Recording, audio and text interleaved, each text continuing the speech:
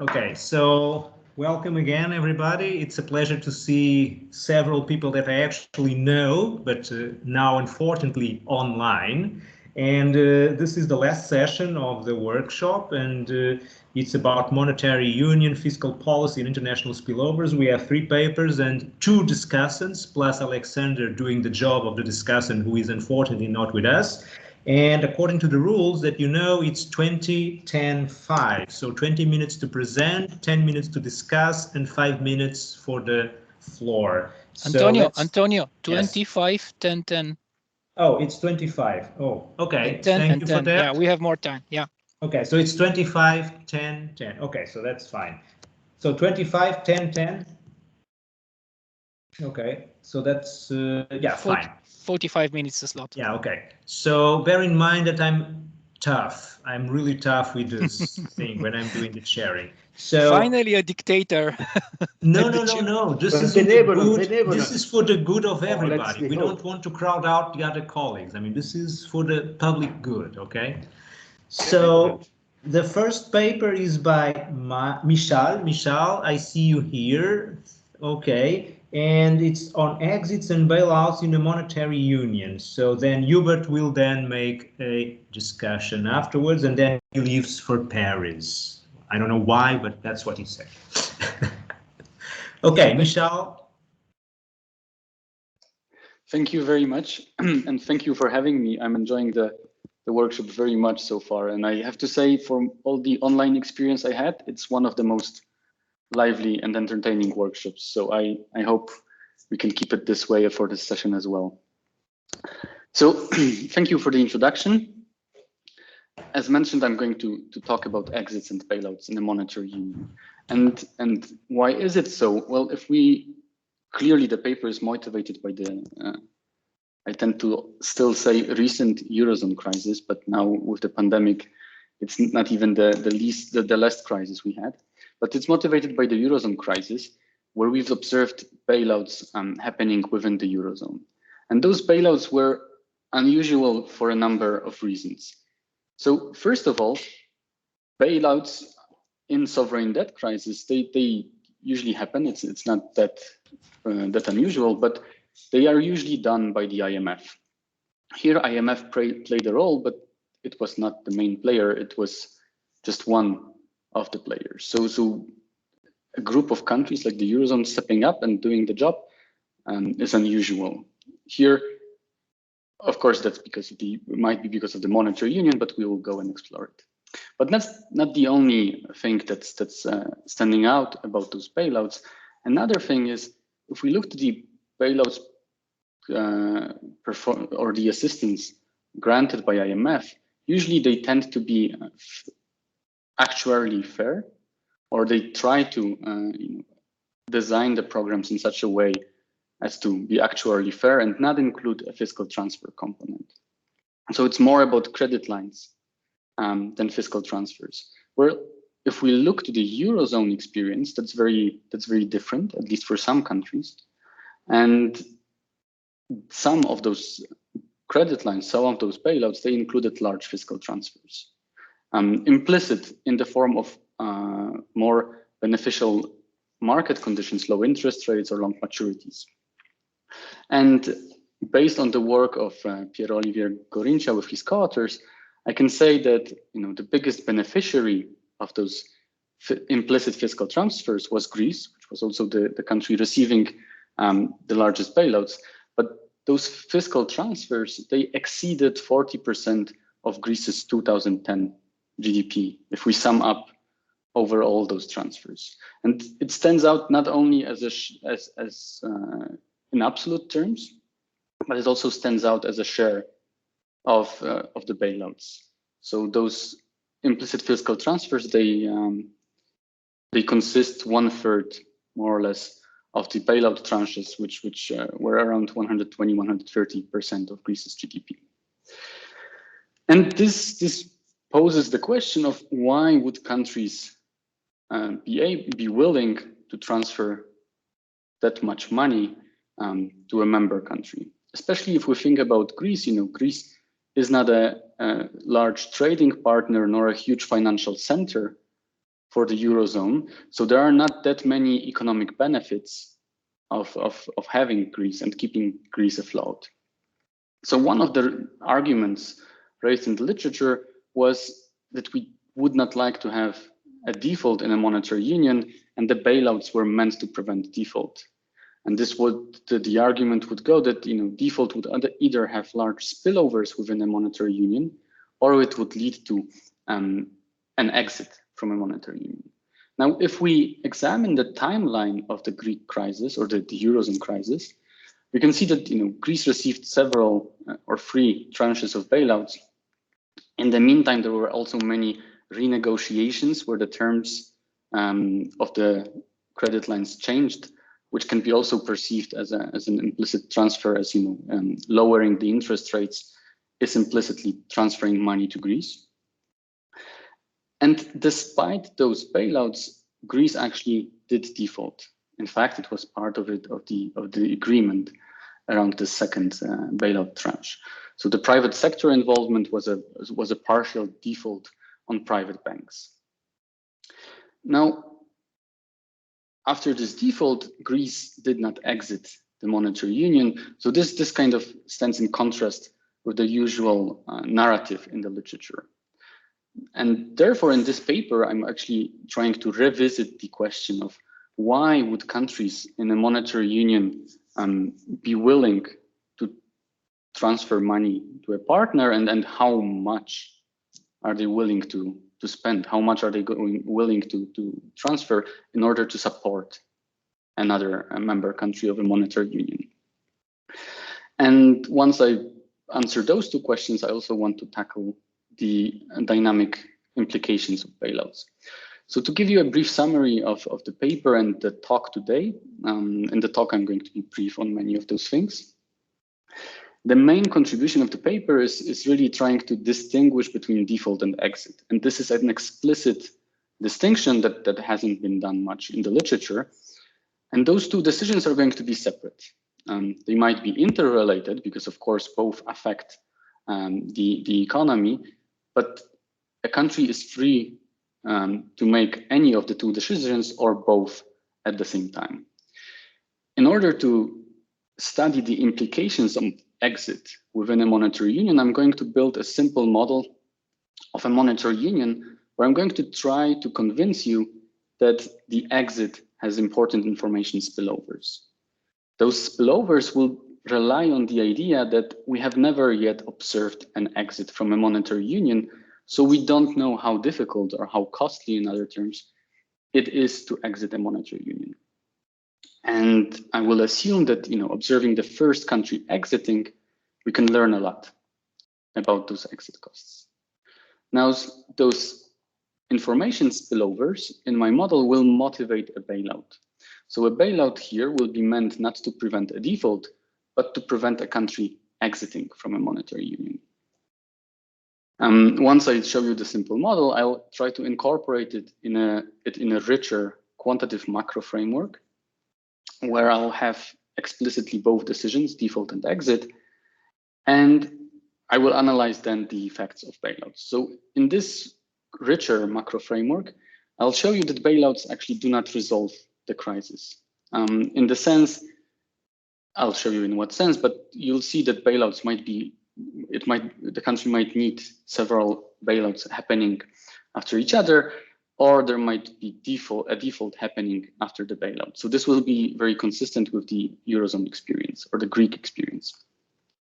Moreover, in this quantitative framework, I'll also show you, or mention briefly, I won't have time to show all the results graphically, that the exit-driven bailouts, they do not really generate a lot of moral hazard, which is a big discussion in the literature and has been a big policy discussion during the crisis. And traditional bailouts, so default-driven bailouts, they do generate a lot of moral hazard effects. So this is a distinction of the model. I won't be discussing the literature much. Perhaps I'll just mention that, as I've already said, that the biggest contribution here is really thinking about bailouts in a framework where a country can both default and exit from the monetary union. And this is in contrast to most of the Eurozone bailout literature. And it contributes to a small but growing literature on exits from a monetary union. Let me, due to time considerations, let me jump directly to the simple framework. So here I think of a model, or imagine a model of a monetary union that consists of n+1 countries. n+1 where n will be staying and the 1 will be leaving. Each country values the membership of the other countries, and I denote the transfers or the utility gains from country I benefiting from the membership of country J as Mij. And in this simple framework, the role of the union will be limited to making an optimal decision on whether to provide a bailout or not, if there's a potential exit. And for the rest of the talk, when I mention bailouts, I actually do not mean credit lines, but I will mean those fiscal transfers. Here, those will be simple fiscal transfers. So in fact, there might be no reason for thinking that credit lines, if they were actuarially fair, are any problem. So I don't think we need to motivate the existence of credit lines, but really the existence of implicit fiscal transfers. That's the big puzzle. Now, an individual country within this model will decide on whether to stay or exit in the monetary union when it's hit by a bad shock, or when its state is bad. And for now, I will keep the problem of the country very simple, but as I'll show you in the second part of the talk, the model of the individual country can be as rich as you want, and you can incorporate a richer macro framework there. So the exit decision from the monetary union that I will model will look very simple for now. Country I will be comparing the welfare that it might enjoy after exiting the union, so this V exit, with the welfare that it enjoys inside the union. And here you can think of having access to independent monetary policy, or having the freedom of a flexible nominal exchange rate as the main factors pushing welfare outside the union up. And this welfare will depend on a state variable or a vector of state variables. For now, I'll be silent about those. I'll just assume that it's an IID shock. In the second part of the talk, this will be really the macro fundamentals of the economy. Now, and the country is going to exit the union whenever the difference in welfare exceeds some threshold. And this threshold is going to be the exit cost.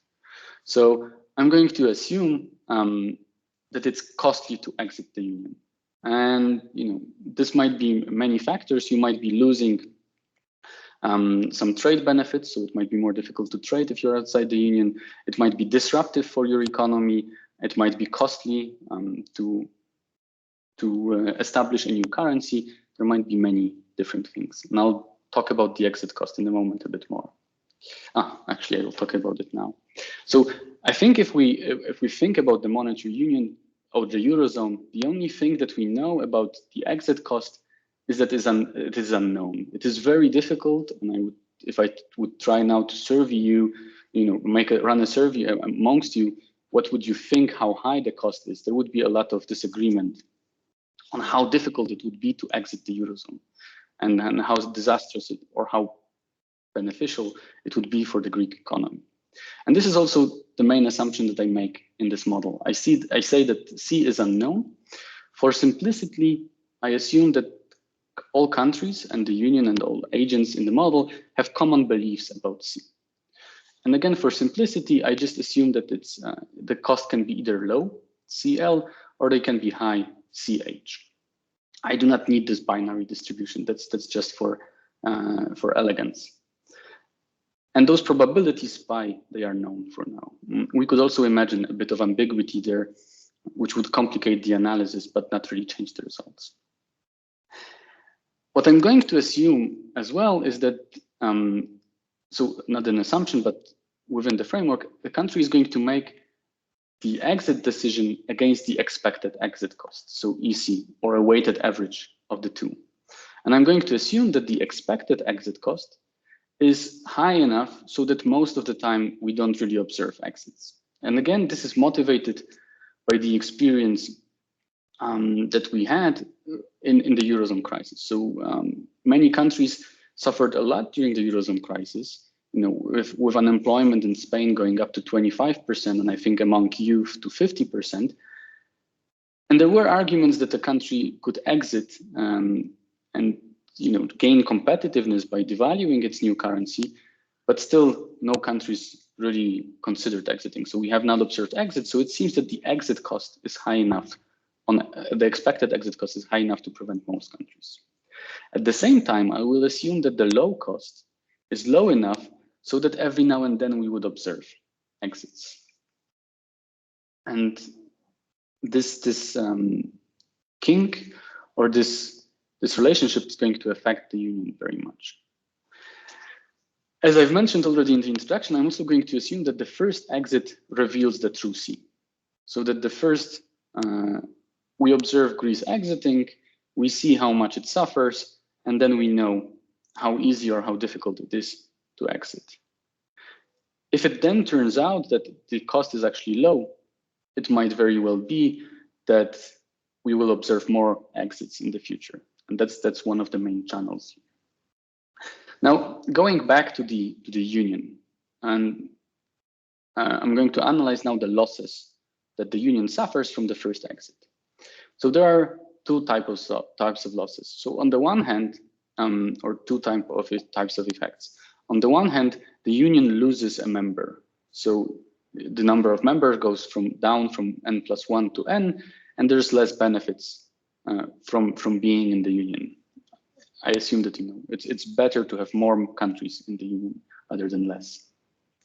So that's the direct loss. There is also the indirect loss, which does not need to be a loss, but the indirect effect that of information revelation. So once the exit cost gets revealed, we know what it is, and if it turns out to be low, so with some probability pi, this is actually triggering more exits in the foreseeable future.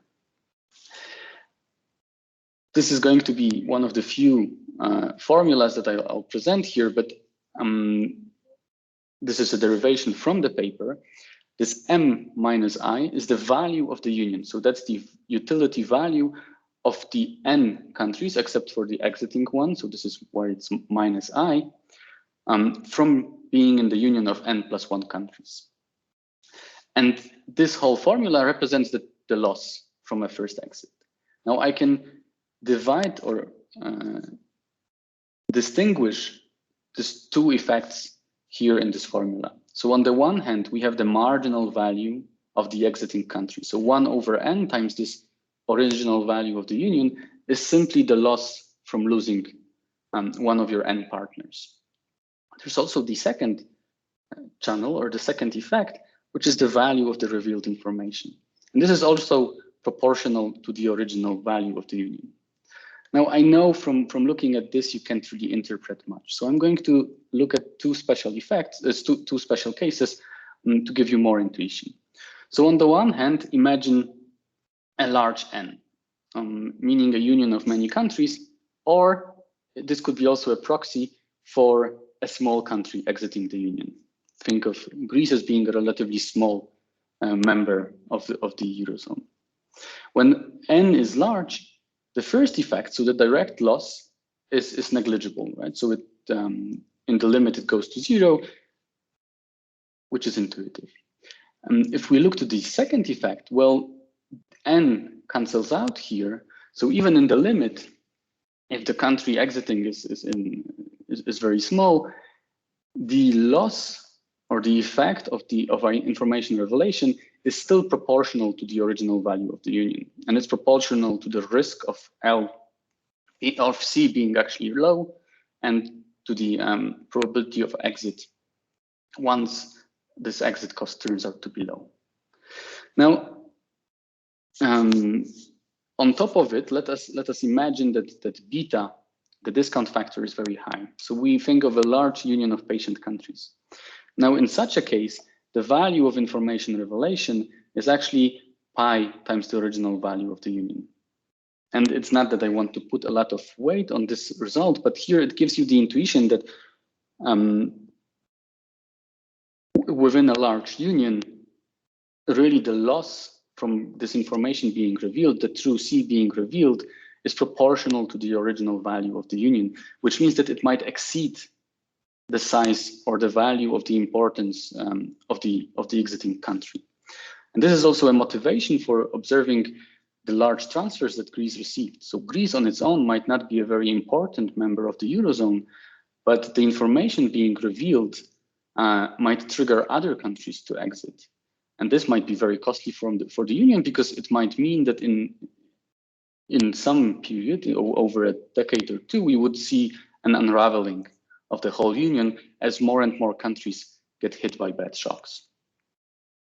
Now, how is the bailout determined here? I will assume that the bailout takes place when a country wants to exit. So when it's hit by bad shocks and it would benefit from exiting, and when the cost of this exit, to the losses driven by this exit to the other union members, are higher than the transfer that would be required.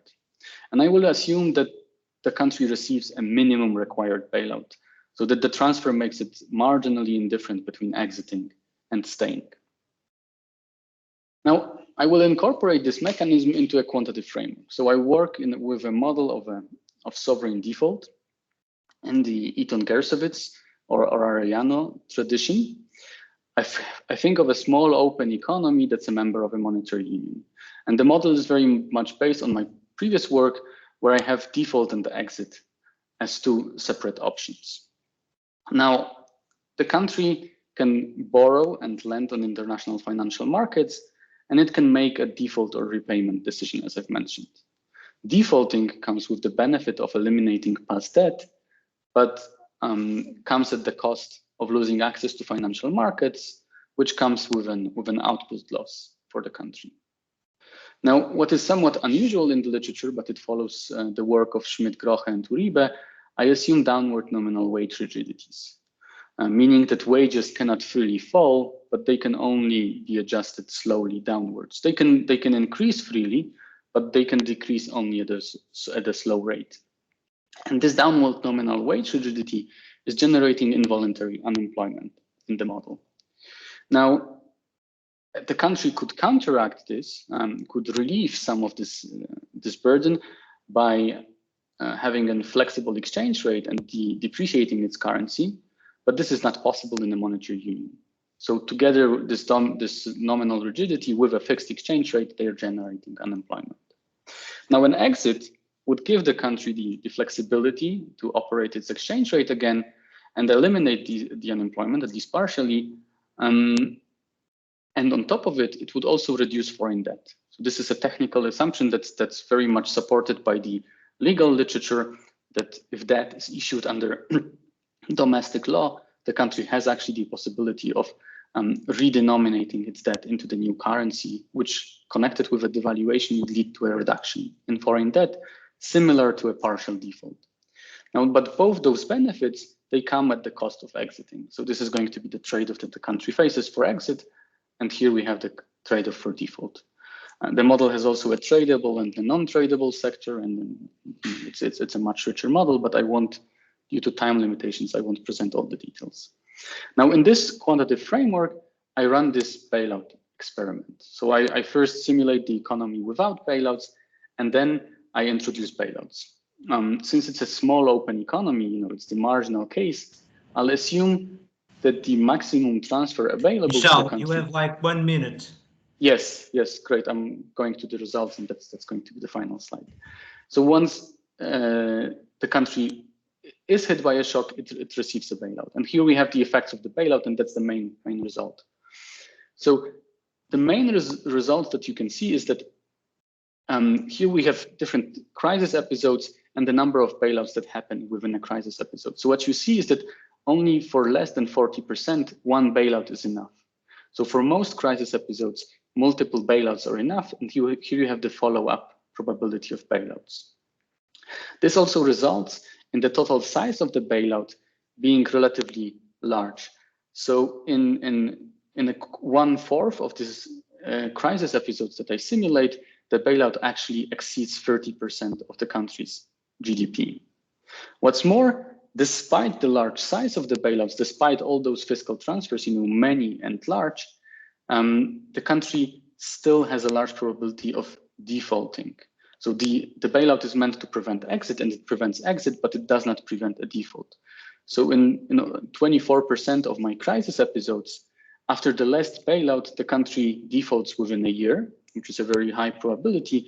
And in another 22% of crisis episodes, the country does not default within the first year after the last bailout, but within the first decade. So roughly almost 50% of the crisis episodes that have seen a bailout do end in default. And this is going to be my final slide since I'm out of time. What I've been trying to convince you here, I'm trying to provide a theory, a micro-founded theory of spillovers in a monetary union that's motivating exit-driven bailouts. And it's really a distinction between exit and default-driven bailouts that I would like to introduce to the literature. Thanks a lot. Okay, thank you very much, Michel. That was perfect. 25 minutes, spot on. Now we would invite Hubert. Hi, Hubert. Nice to see you virtually. Hello. To make his comments, questions. Please go ahead, Hubert. As soon as I find the guy, where is it? It has disappeared. It was there. Okay, I have to open it. Do you see it? Not yet. Do you see it? No. Okay.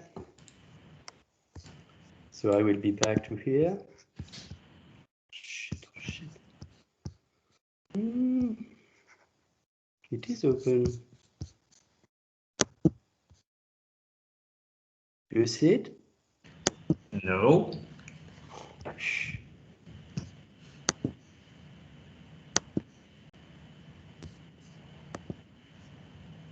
I rehearsed with Alexander before the session, and now I could do it, and now I cannot do it anymore. It is true that we achieved success before the session. Hubert, what I can suggest is, why don't you leave and rejoin? That sometimes works. It would take you a minute, and we'll compensate for time, Antonio. Let's see. Okay. Okay. So leave and join again. Okay. I mean, or you can send the slides to someone else, and then we can pass the slides. Yeah, that would be a backup option, but I hope that Hubert will be able to talk. He is the big expert on monetary unions. We have in this. No. What I'm saying is that, for instance, he can send by email the slides to you. You just pass the slides and he talks, of course. Yeah. That's the default option, but let's hope for the better one. So I wanted to actually ask you, thank you very much for inviting Hubert to discuss it. He is indeed an expert, and his early work has very much inspired my line of research. So I was very excited when I saw that he's going to discuss the paper. Thanks a lot. And do you quote Hubert? Well, not in this work, in another work. Absolutely stupid. I'm sorry. I'm back with you. Yes. Hopefully, and here. Wow. Excellent. You were right. Absolutely correct. If you can go to full screen, Hubert, that's great. Full screen, perfect. Go ahead. You are. Okay. So first, thank you for the organizers, both for organizing this workshop, which taught me a lot, and for letting me read carefully the paper by Michal on exits and bailouts in a monetary union. I think it's a very rich paper, as we have all understood from his presentation. Very ambitious, looking at very crucial and timely problems. So all that, it is basically a daring paper, very rich, very complex. And so for that, Michal should be fully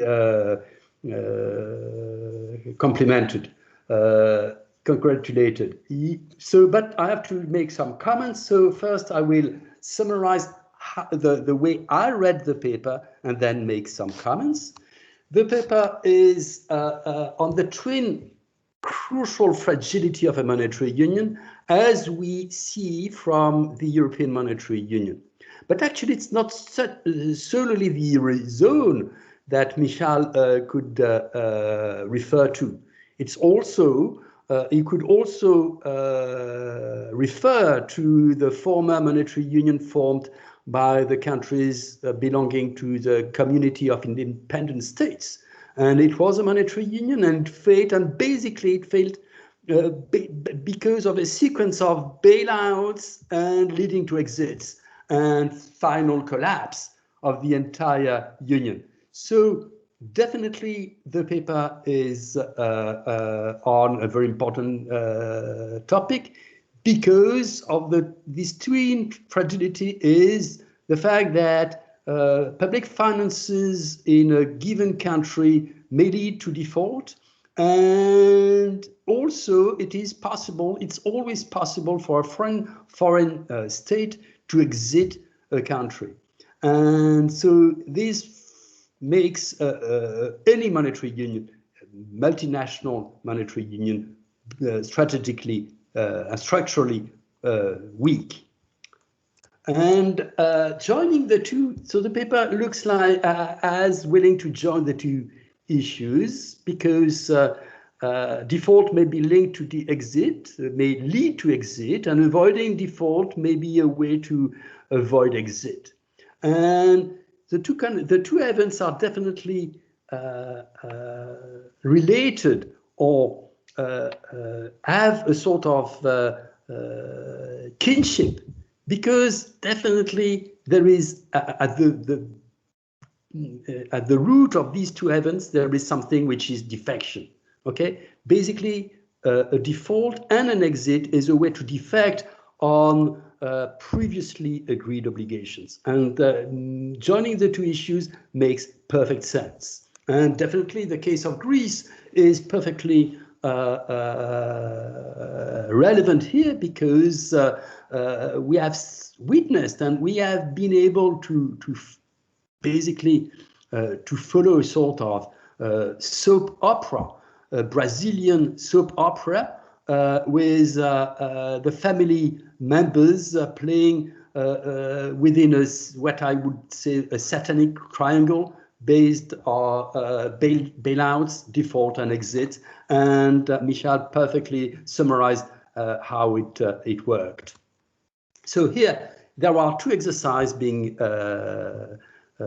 provided. First, an analytical pass on the issue of exit, and then a series of simulation based on a more elaborate, more complex macro model. The results are that exit is a strategic decision taken by a member country, and in order to avoid that exit, because it may harm the other members, these members may be willing to bail out the threatening country threatening to exit. And the second result coming out from the second part is that bailouts may be insufficient to avoid defaults and crises. So here now are my comments on these. So this is the paper. The two issues, mixing them is quite a challenge, because actually they refer to two lines of literature, very different. Sovereign default is a dynamic phenomenon, perfectly matched by macroeconomic dynamics, because it is linked to the accumulation or deaccumulation of public debt. Moreover, defaults is never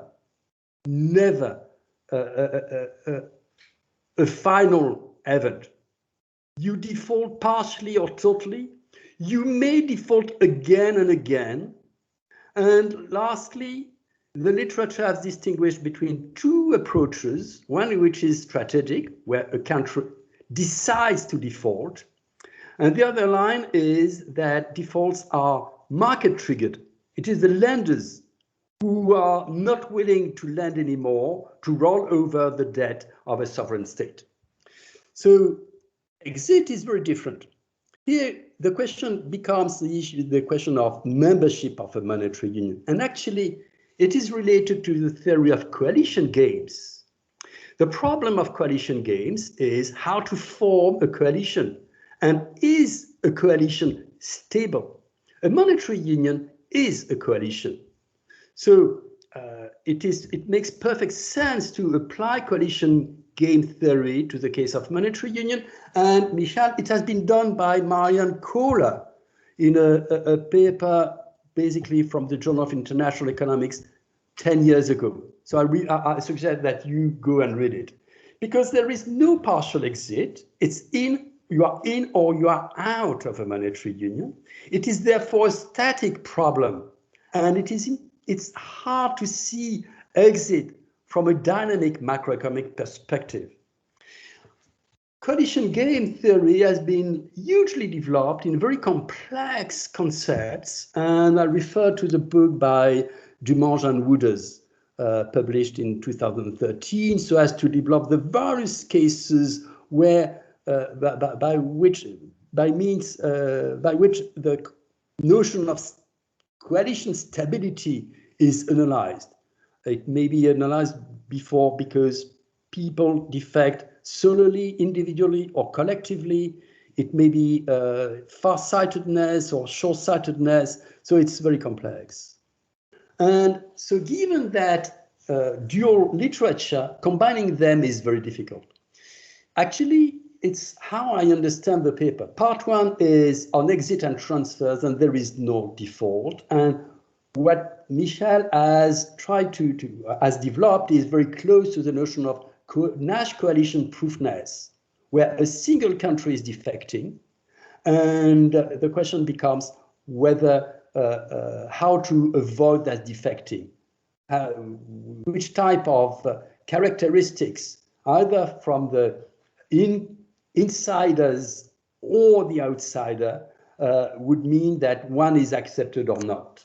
And that is exactly what Michel does, but it is very problematic in the way. I have some difficulties in understanding what he does, because again, as far as I understand from coalition stability, coalition theory, it is a static problem. But here, Michel tells us, right, that each member decides optimally each period whether to remain in the union by comparing the costs and benefits of exiting. Definitely, he uses the strategic approach to default based on Irton-Gersowitz. That's fine. But the fact that here it is dynamic, because it's played period after period, creates an expectational problem and therefore a time inconsistency problem. The problem becomes is the following: should I exit now or later? On the reverse, should I provide a bailout now or later? So it's a dual threat or expectational problem. Are the announcements credible or not? And whether I decide to exit now, wouldn't it be better to exit later? And if I decide or make clear that I will exit later so as to get bailout now, is it credible? The time inconsistency issue is absent of the problem now, and I think it has to be covered or at least addressed seriously.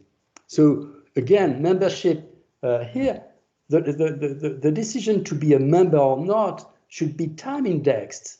And if it is time indexed, then the time inconsistency problem becomes more important. But that's not solely that. It's because it's over time, it's the entire dynamics of membership which should be studied. And that, as far as I know, it has not been done yet. It is done in a sort of steady state, that's fine. But the dynamics of membership is up to now missing. So my suggestion is, why not adopting the agency perspective about exit? which basically the problem is there a contract based on transfers between member countries of a union, so as to such that no member country has ever the incentive to defect. I think that is a way to basically, that is how I would address the problem faced by Michal. Here, there is a problem of symmetry. All countries are identical. I don't know why a single country would defect. It's clearly not the case in the European Monetary Union with very different countries. And this creates a problem of coordination. Again, it is related to concepts of stability, coalition stability. And the information here, to me, it is a minor problem when it is based on the assumption as asymmetry. It would be much more important if it is embedded or combined with heterogeneity within the union. I don't think that much can be learned from the exit by a single country when all countries are symmetrical.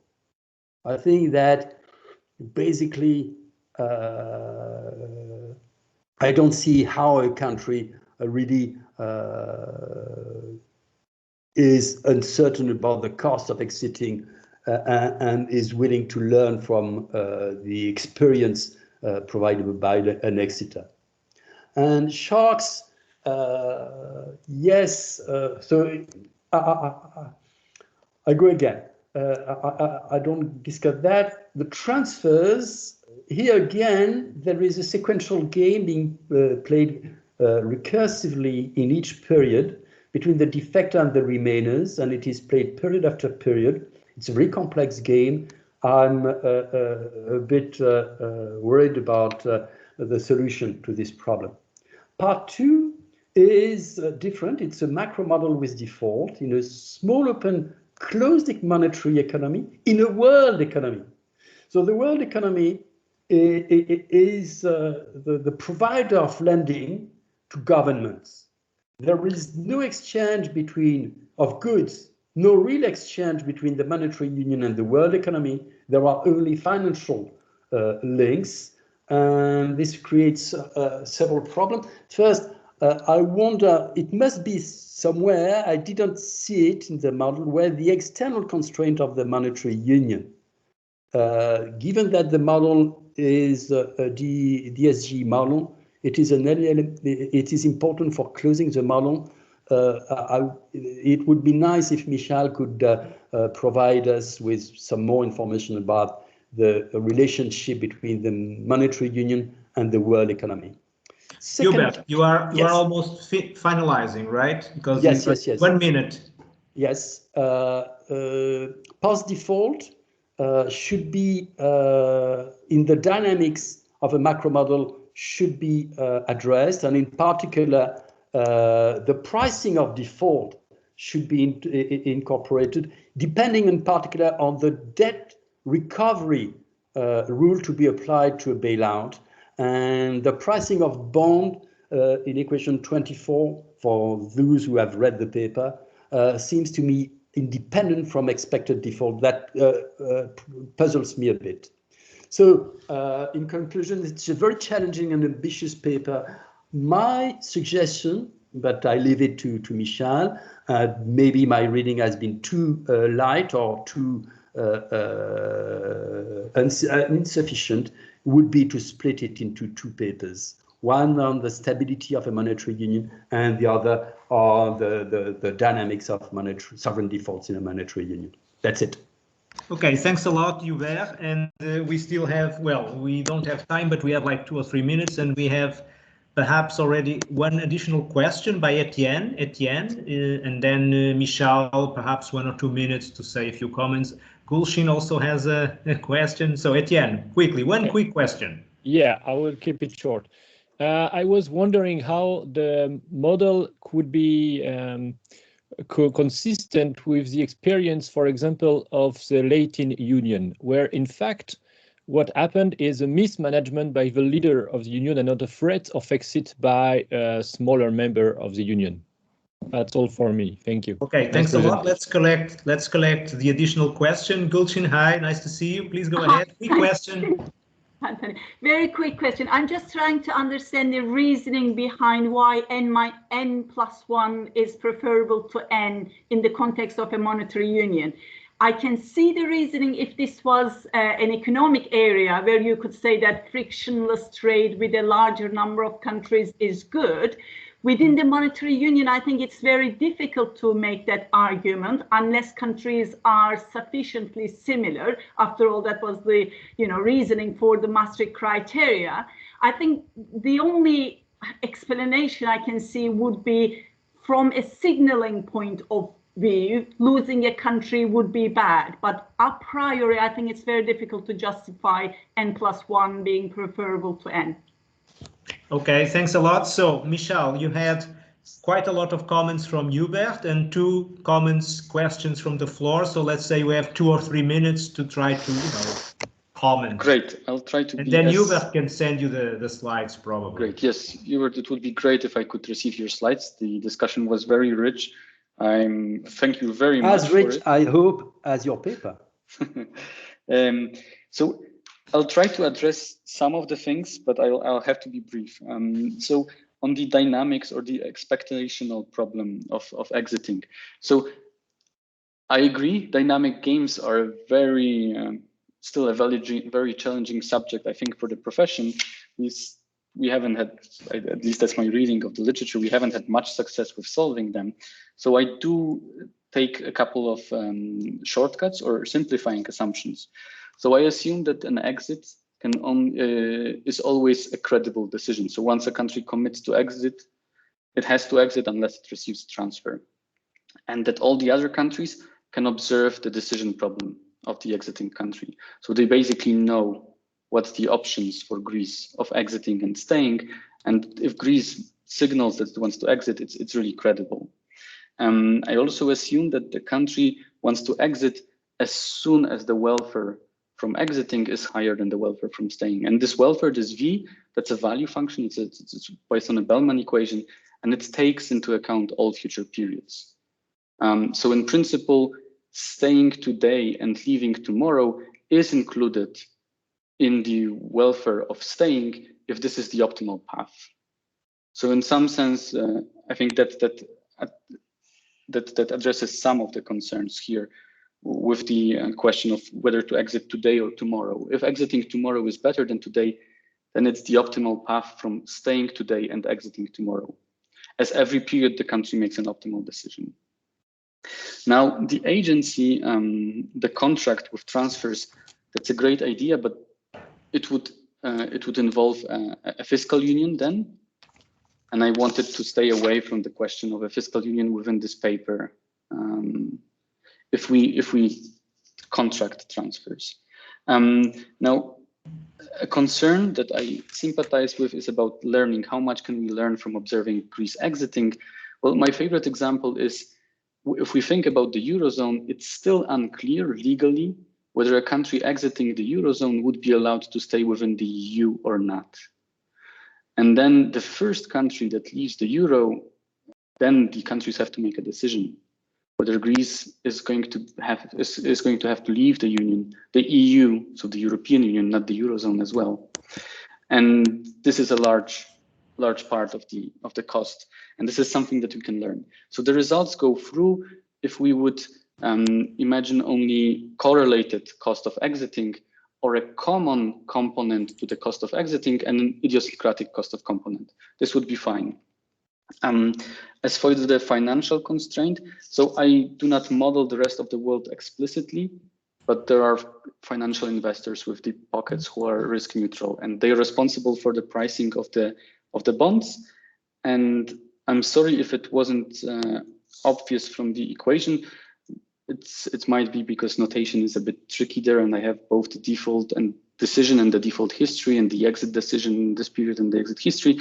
But there is a risk premium for default as well. So investors are pricing in both the default risk and the exit risk. So they are both part of the risk premium, and there are two risk premia. And bailouts eliminate the risk premium connected with exit, but not the risk premium connected with default.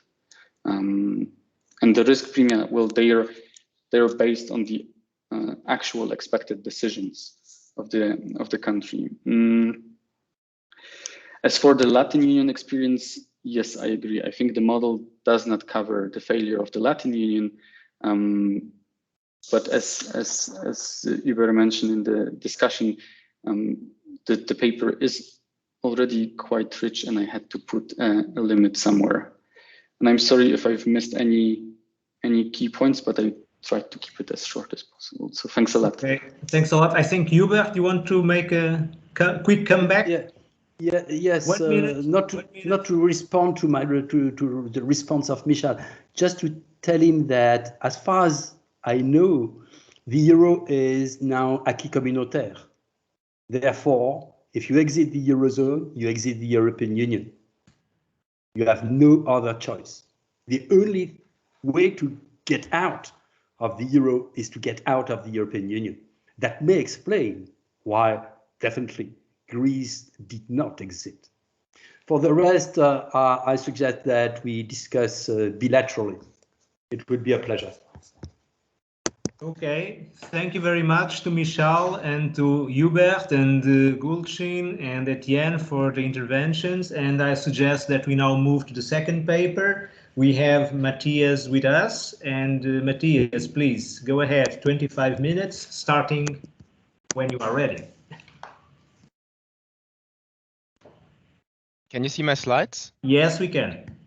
Very good. So thanks to the organizers for giving me the opportunity to present this paper. This is joint work with Ludger Linnemann, who is at the Dortmund University. And because I'm at the Riksbank, the usual disclaimer applies. So the views are not the views of the Riksbank, just my own views.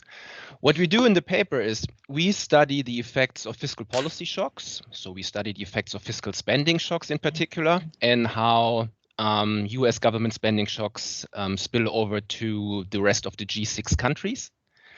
And we will argue that in order to understand how this happens, we need an endogenous productivity mechanism in a standard model, or put differently, that endogenous productivity is really key to understand how fiscal policy spills over to other countries. So let me motivate why we think this is an important topic. If you think about the last two major recessions that happened, there were in both cases debates about an internationally coordinated fiscal policy. So during the Great Recession, there was a G20 summit in London in 2009, where in the text that the countries agreed on, there was a specific sentence saying that there should be a concerned fiscal expansion that will, by the end of 2010, amount to $5 trillion. That's the Great Recession. If you think about the COVID recession, there was quite some stark comments making that there should be also a coordinated fiscal stimulus in order to foster the post-COVID recovery. So, for example, the IMF in 2020 had some documents about this. Now, that's the policy view on the one side, and what underlies this policy view of why an internationally coordinated fiscal policy might be good is that those policy narratives typically assume sizable and positive spillover effects. So if a country like the US spends more, also other countries will gain from it by, close trade linkages. Also their GDP should go up. They should, in terms, gain from this fiscal expansion that is coming from another country. That's a view. That's a policy view. However, there's a major shortcoming of this view, which can be summarized when you look at typical theory. You'd normally see small spillovers. They are either small and they are even ambiguous in sign. Why is that? If you think about the typical fiscal expansion, what happens? If government spending is going up, this additional demand will raise inflation. Now, if inflation is going up, the central bank will kick in. It will raise the nominal interest rate more than 1 by 1 to the inflation increase. So the real rate increases, and this will crowd out consumption. Okay, so first of all, there's a small effect in the home country. Now, because of the increase in inflation in the home country, there's also an appreciation in the exchange rate. So inflation will also spill over to the foreign country. Also in the foreign country, inflation is going up. There also the real interest rate will increase, and also in the foreign country, consumption is crowded out. So at the end, what you see is that on the policy side, there's a belief in strong spillovers. On the theory side, in most of the models that we typically use, there are only small spillover effects. So what we now do in the paper is we want to bridge the gap between, what is said on the policy circles, what we can see in the empirics, that's the first part of the paper, and then we want to combine empirics and theory to understand why spillovers happen and why they might be large. So in particular, what we do is in the first part of the paper, that's an empirical analysis, we will estimate a panel proxy VER, where we identify effects to US government spending, and then we estimate the effects to the remaining G6 countries. Okay, and what we find is, so there are two major findings. First of all, we find that in response to an exogenous increase in US government spending, output in the US is going up, consumption in the US is going up. Okay, so there's no evidence of crowding out, there's strong evidence of a crowding in private consumption. Foreign output is going up, and also foreign consumption is going up. So pretty much in line with the policy narrative, we find evidence for positive international spillovers. Okay, so that's one check. Now, then as a second point, what we find is that labor productivity in the US in response to this US government spending shock is also increasing significantly and very persistently. Okay, so there's some evidence of strong supply side effects coming from this demand shock. We also see that the real rate in the US is going down in contrast to, what theory would predict that it's going up. So there's a fall in the real rate, and the terms of trade, they depreciate in contrast to an appreciation, what theory would normally predict. So the second part, or the second set of results, we interpret as there's an endogenous productivity channel of fiscal policy at play. Okay, so then we take these two results, the positive international spillovers and the productivity channel, and extend a very simple new Keynesian open economy model with a channel that allows for endogenous productivity, or for a strong productivity response to demand shocks, and in particular government spending shocks. And we will use a channel that I will talk about this in detail, that can be described as a variable technology utilization. So firms, depending on the state of the business cycle, they will choose how much technology that is available they will use optimally. And then we analyze results in closed form first to see whether we can reproduce the empirical facts.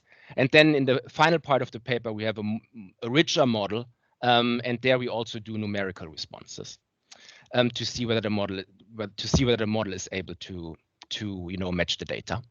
And what we find is that if this channel is strong, so this endogenous productivity channel is strong, meaning that if there's a low cost elasticity of varying utilization, then the model is able to perfectly match the data, or to perfectly reproduce the empirical findings.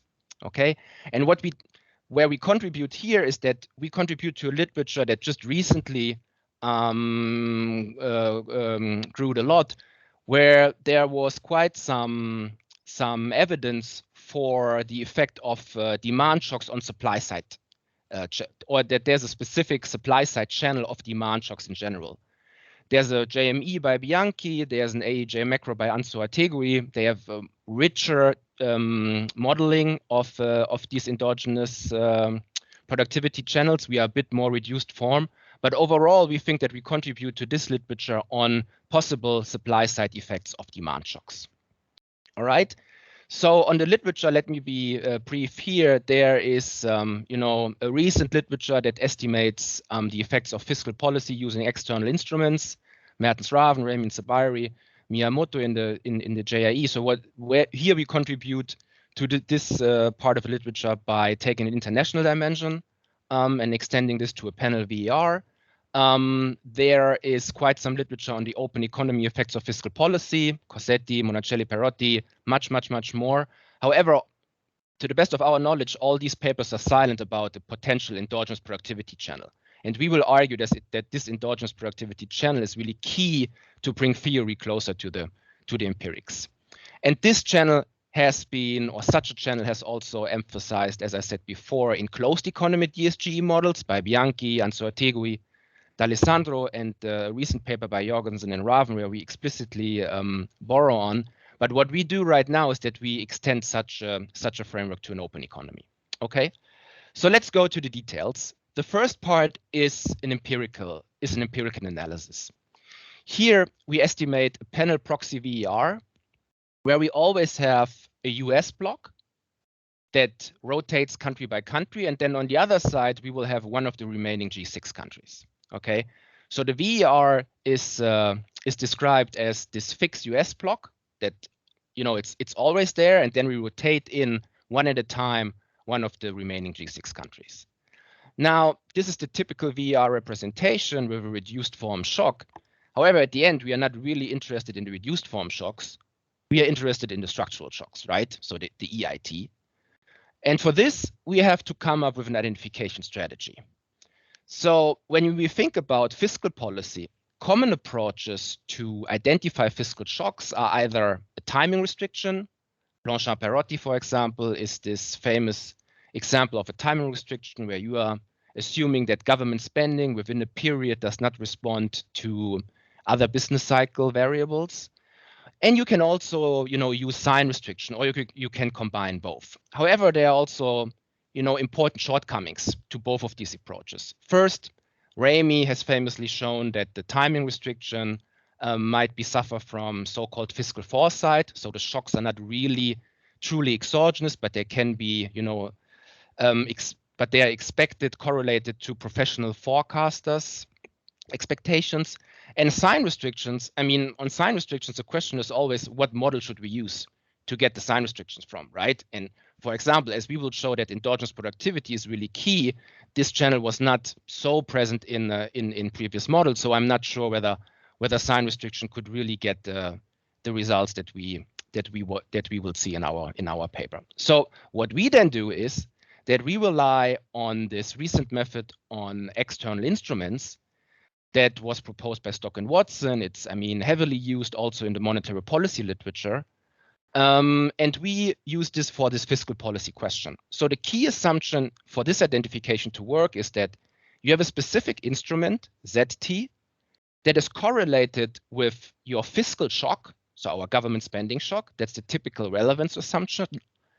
But the instrument is not correlated with all the other shocks in the VER. That's the exclusion restriction, right? So you can think about this VER identification strategy as a typical IV approach.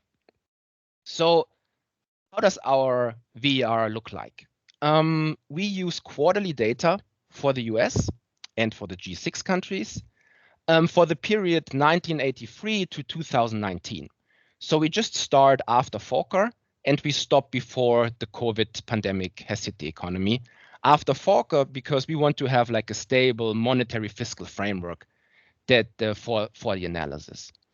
On the fiscal block, or not on the fiscal, on the US block, the variables included there are government spending, the fiscal deficit, GDP, consumption, the real interest rate, in the baseline constructed as the difference between the federal funds rate and the GDP deflator inflation, and labor productivity. So that's always the US block. And then for one of the remaining G6 countries, it will always be foreign GDP, foreign consumption, and the bilateral terms of trade with the US. Okay. As an instrument in the baseline, we use the growth rate of military spending in the US. Okay, this goes back to famous papers by Ramey, also Barrow and Redlich in their QGE. They use military spending. What's the idea here? Changes in military spending, they are mainly driven by foreign policy developments. Okay, so if the US, for example, enters in a specific war like the Afghanistan war, it's not so much that this is a reaction to the business cycle situation in the US, but it's really driven by foreign policy developments.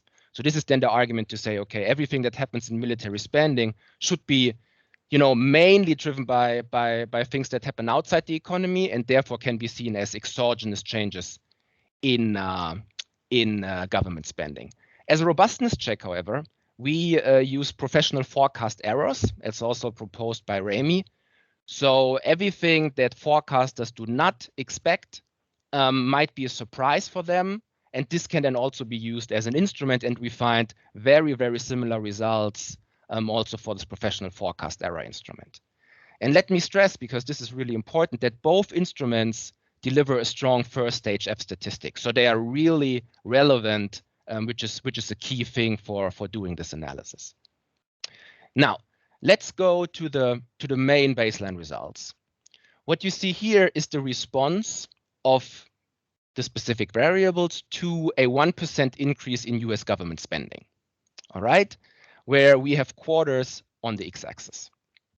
Now, in response to the identified government spending shock, US government spending is going up significantly.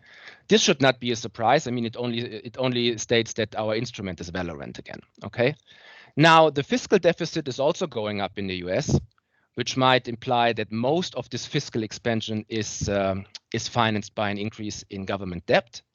US output is going up for quite some periods. US consumption is going up. So that's the first, a bit not striking, but result that is quite in some contrast to standard theory, that there are significant crowding in US consumption. Now, the real interest rate in the US is going down significantly, in contrast to what theory would predict that it is going up. And let me stress that this is driven by an effect of inflation going down and the nominal rate going down. Okay, so it's really inflation and the nominal rate going in the same direction. The nominal rate reacts more than 1-to-1 to the inflation rate, and therefore the real rate is going down. Importantly, for the story that we want to tell, labor productivity in the US is going up significantly and quite persistently. Okay, so this is really like a strong effect on labor productivity. Now, let's look at the foreign economies. Foreign output is also increasing. Foreign consumption is significantly increasing. And if we look at the magnitudes, the spillover effects to the foreign economies, they are quite remarkable.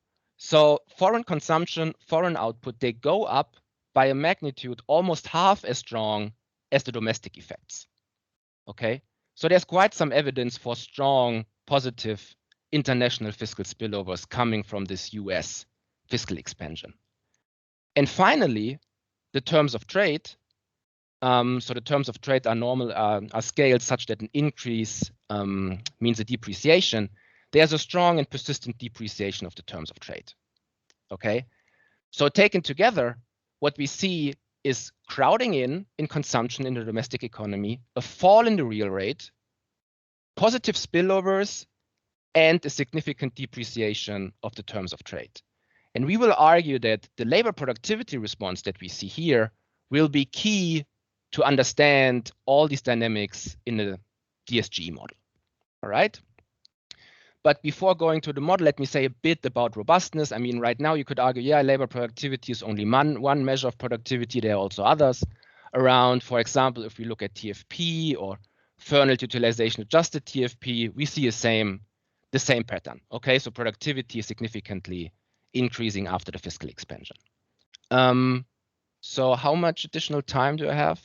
Just want to know whether I should go into the details about robustness. Okay, so you have another 7 minutes. Okay, so let me skip maybe robustness for the moment. We can maybe talk about this at the end. But now, to use the last 7 minutes as best as possible, let me go to the model.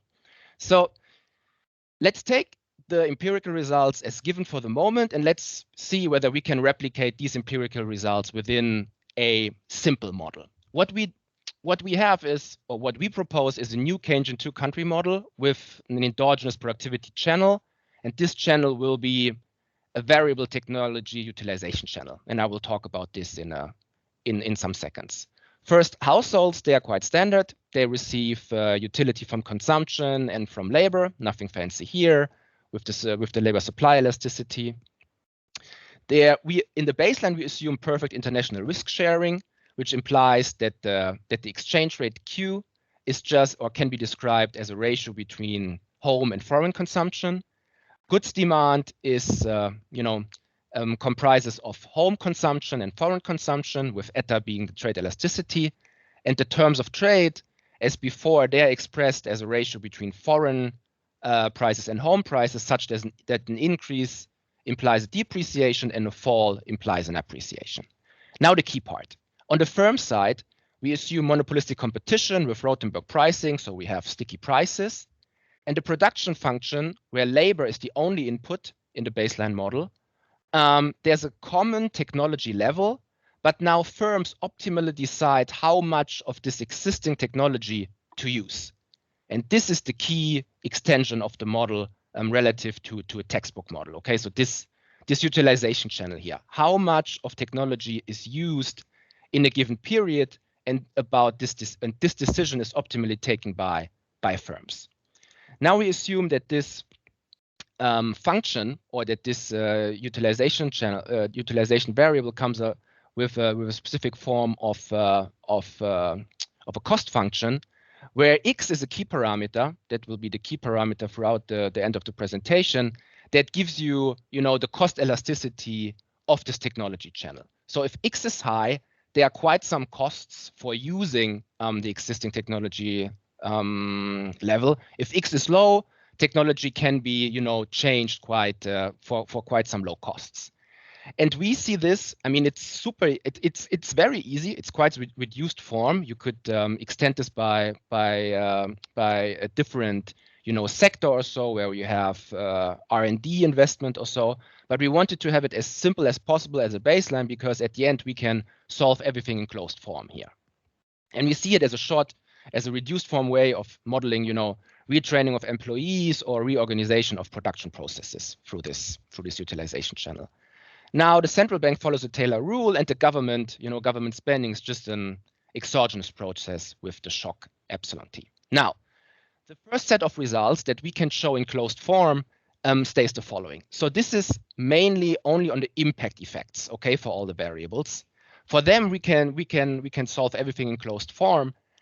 Now, let's assume, just for the sake of the argument, that we have a labor supply elasticity of 1, right? So it's not a fancy value typically assumed.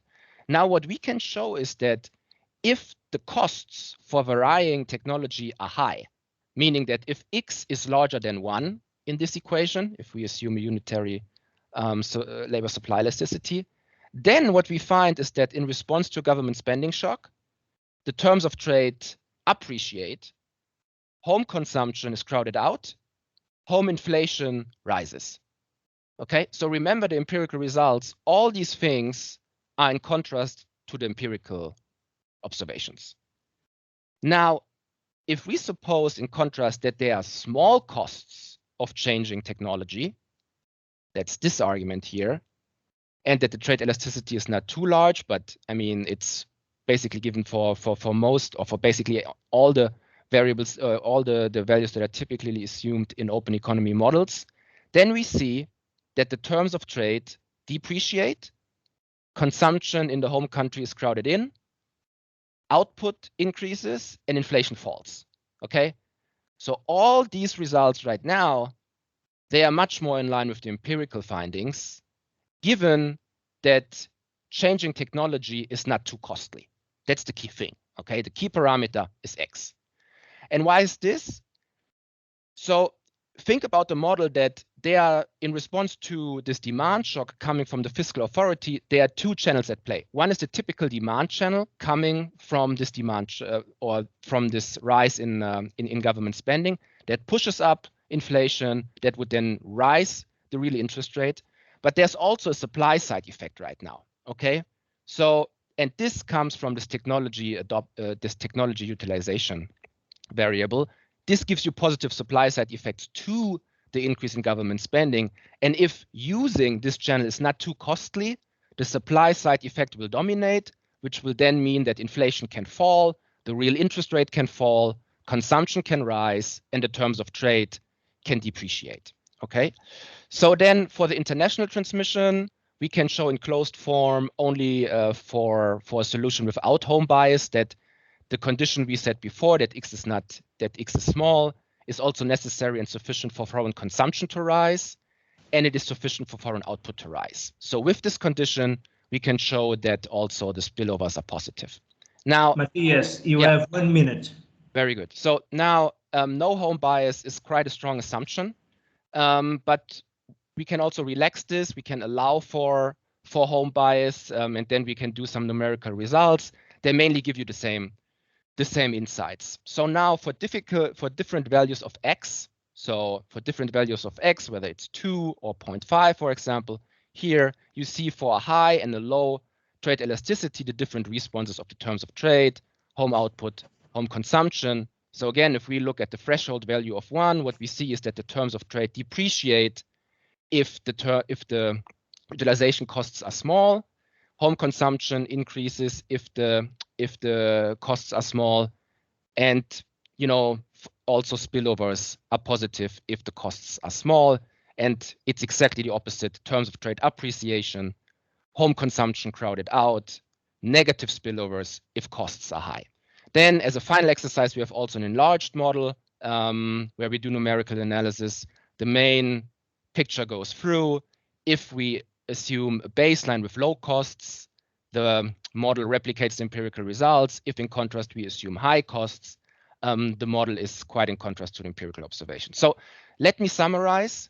What we do is we identify US public spending shocks and we estimate their effects on G6 economies. We find that the US government spending shock leads to sizable international spillovers. The US real interest rate falls, the terms of trade depreciate, and productivity increases. So these three results, also with the positive spillovers, they're in quite some contrast to traditional textbook models. And then what we do is that we extend an open economy model with this endogenous productivity channel through variable technology utilization. And if the cost elasticity is relatively low, we can reproduce all the empirical findings. That's it. Thank you very much. Thank you very much, Matthias. Right on time. And now we would invite Gulcin to basically also take the floor and make her comments. Let's try to keep it to a maximum of 10 minutes, if you can. Thank you, Antonio. I hope I can share my screen. I'm getting stressed about it as everybody found it difficult to share their screen. Let me see if this works. Was that? We can see it. It's working. Excellent. Excellent. Excellent. Please go ahead. So let me see if I can. Okay. Yes. Go through the pages. Great. So this is really nice, neat paper, and I can see that now Matthias gave us a very clear explanation of the main mechanisms. I'm just going to go through the overview first and then make additional comments. So the overview is, as is very clearly explained, it's really the focus is on international effects of fiscal policy. The data is from G7 over the period 1983-2019. The method is, empirical method is proxy vars. So in the first part of the paper, we had empirical evidence regarding the relationship fiscal interactions between US and pairs of other remaining G7 countries. And in contrast to the weak or ambiguous evidence in the existing literature, what we have is a strongly positive and sizable impact on output and consumption, both in the US and the remaining G6 countries. The key focus is the depreciation of US terms of trade following from a positive US fiscal shock and a fall in interest rates, and also that fiscal shocks exerting a strongly positive impact on labor productivity. So this is going to be the main mechanism going forward. So here is what Matthias has already shown us, the empirical results. So 1% shock in terms of government spending, leading to strong output effect at home, as we can see in the first line, and then strong, perhaps more interesting, consumption at home, strong effects on foreign output and foreign consumption, a drop in real rate, a persistent and significant impact on productivity, and a depreciation of US terms of trade. So the purpose going forward in the paper is to find a theoretical framework that could simultaneously explain these satellite facts. So this is done by a two-country Keynesian model. Even though there is obviously a bulk of literature on open economy fiscal policy, we still have the great majority of main fiscal policy analysis cast within closed economy. So this is really interesting for us to see the ways that that transmission takes place. So the key feature, as is highlighted, is this endogenous productivity through which technology intensity could be chosen, and that explains simultaneously positive productivity, international spillovers, and the depreciation of the US terms of trade following fiscal shocks. How does this work? So they are using Jorgensen and Rohn closed economy framework, and they are extending it to open economy framework, where firms can choose intensity with which existing technology can be used. So that means that we have supply effects dominating, well, more than offsetting demand, initial demand effects. So especially when the cost of changing technology is low, a positive fiscal shock induces a rise in productivity, a nice rise in supply at home. That will allow a lower inflation, that through Taylor rule, lower interest rates, and that in the next stage, higher domestic and rural consumption and terms of trade depreciation.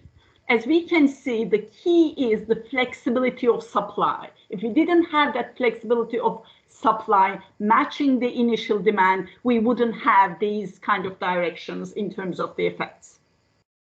Obviously, impact, the spillovers on other countries will also depend on trade elasticities. And in the second part of the paper, although they have closed form solutions, they also work with specific set of parameters. And I'm going to show you what Matthias has nicely already shown, but this is what I like most about in the paper in terms of revealing the results, because it shows that we rely on X, that's the parameter for intensity of technology, or productivity intensity, or endogenous productivity, whichever way you define it.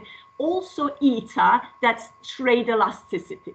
So why eta is important? Eta is important because then we will need to analyze whether that expenditure switching effect more than offsets the initial positive effect on the foreign economy. So we can very clearly see, in the x-axis we have the values for X, for that intensity, technology intensity.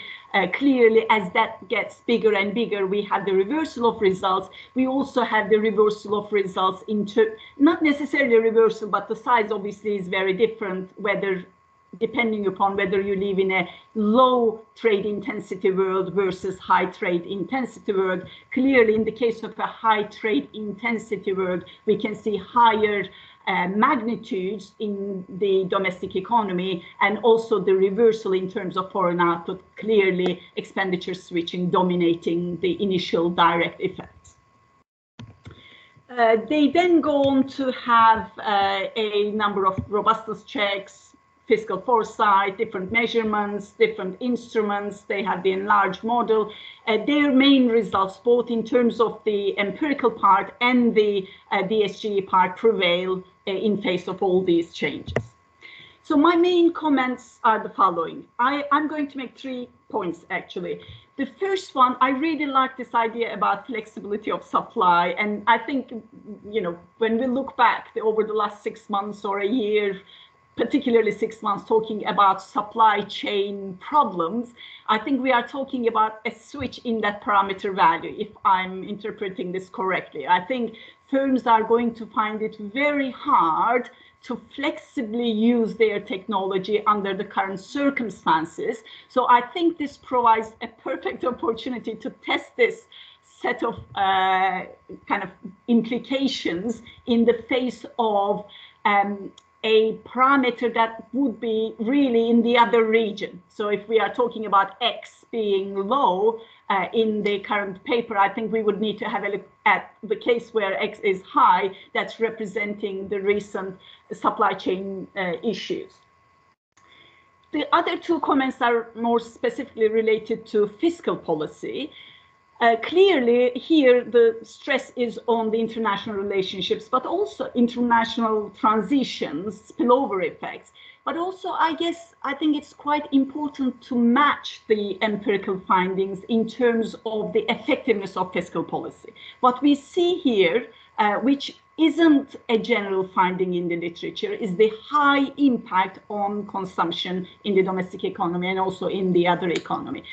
We can think of a number of other cases and circumstances, and empirically very relevant circumstances where that would be the case.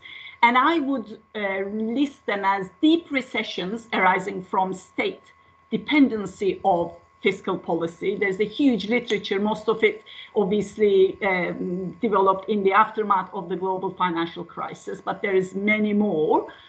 So it's important to keep that in mind as a really realistic representation of fiscal policy, not just now, but over the last 10 years or so.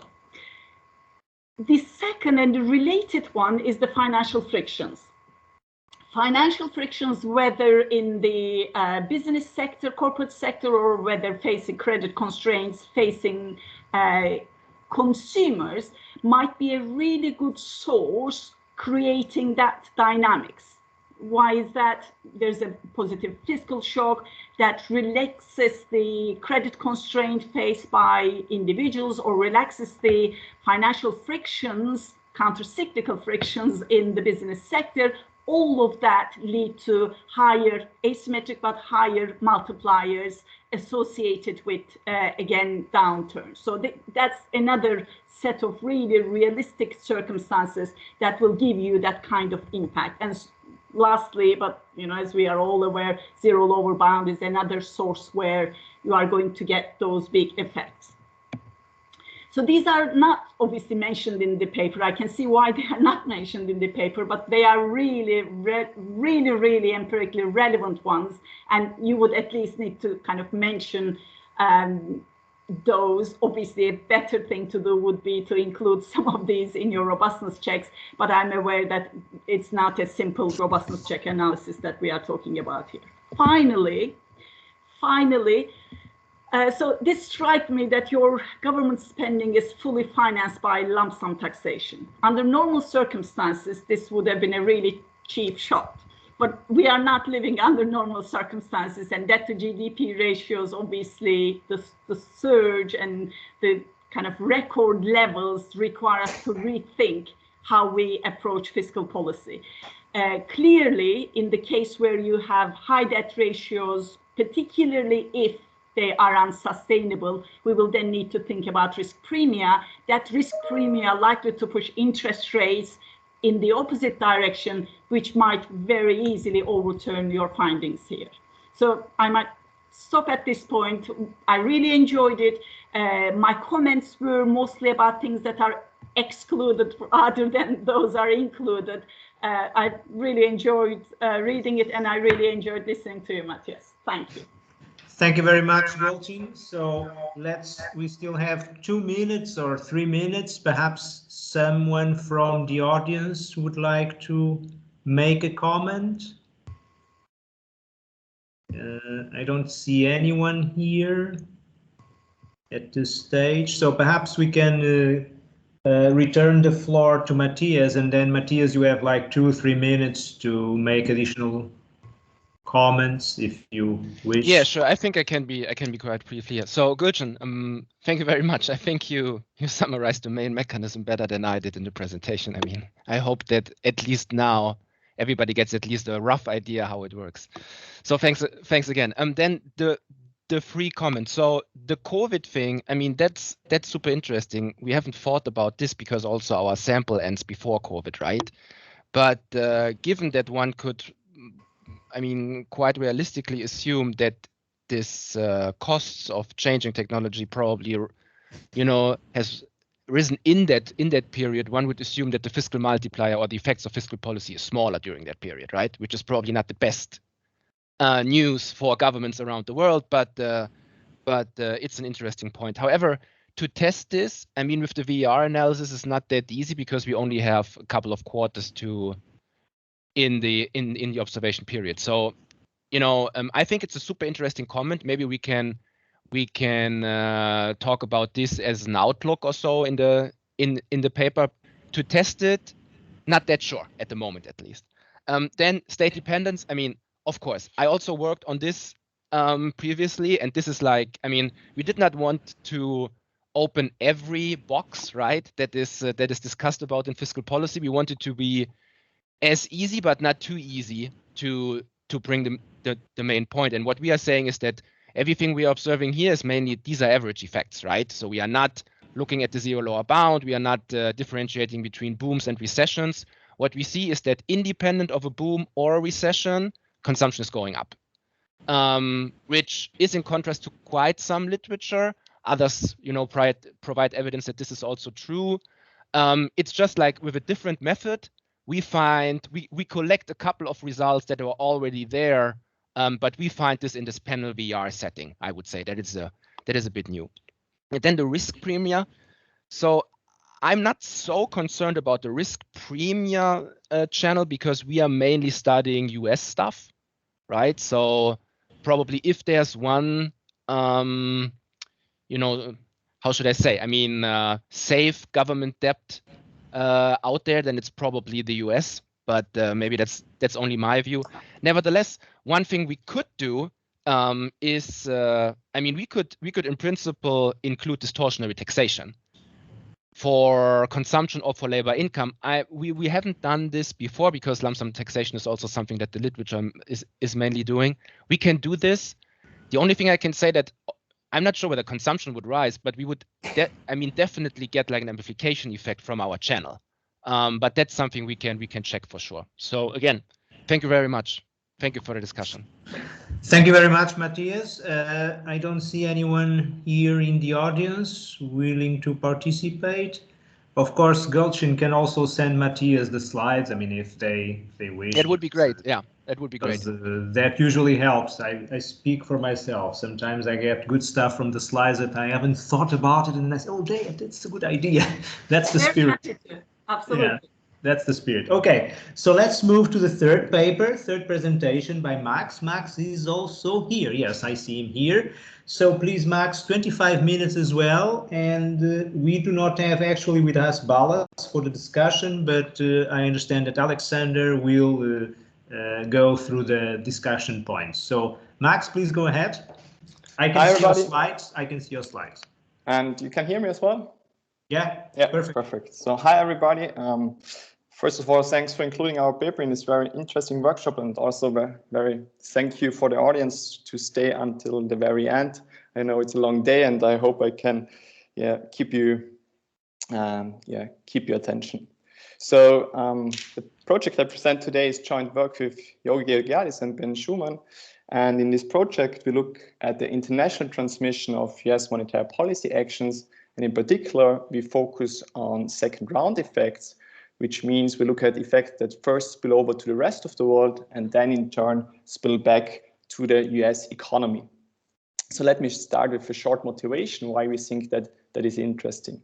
So in the literature, it is well established that actions taken by the Federal Reserve spill over to foreign economies and influence financial and economic conditions abroad. Against this background, policymakers from small open economies, and in particular from emerging market economies, have argued that the Federal Reserve should take these spillovers, these negative externalities, into account in the calibration of its own policy rules. However, in contrast, the Federal Reserve's in general response that this is not necessary, as any sizable spillover to the rest of the world should spill back to the performance of the US economy, and therefore these spillovers are already implicitly internalized by the Federal Reserve. So I have here a few quotes from Fed officials. So the first two which should reflect these views from the Federal Reserve. So the first quote I have here is from Stanley Fischer, former vice chairman, and he stated in 2014 in a speech that for him it's clear that actions taken by the Federal Reserve influence economic conditions abroad, but because these international effects in turn spill back on the evolution of the US economy, the Federal Reserve cannot make sensible policy decisions without taking these spillovers into account.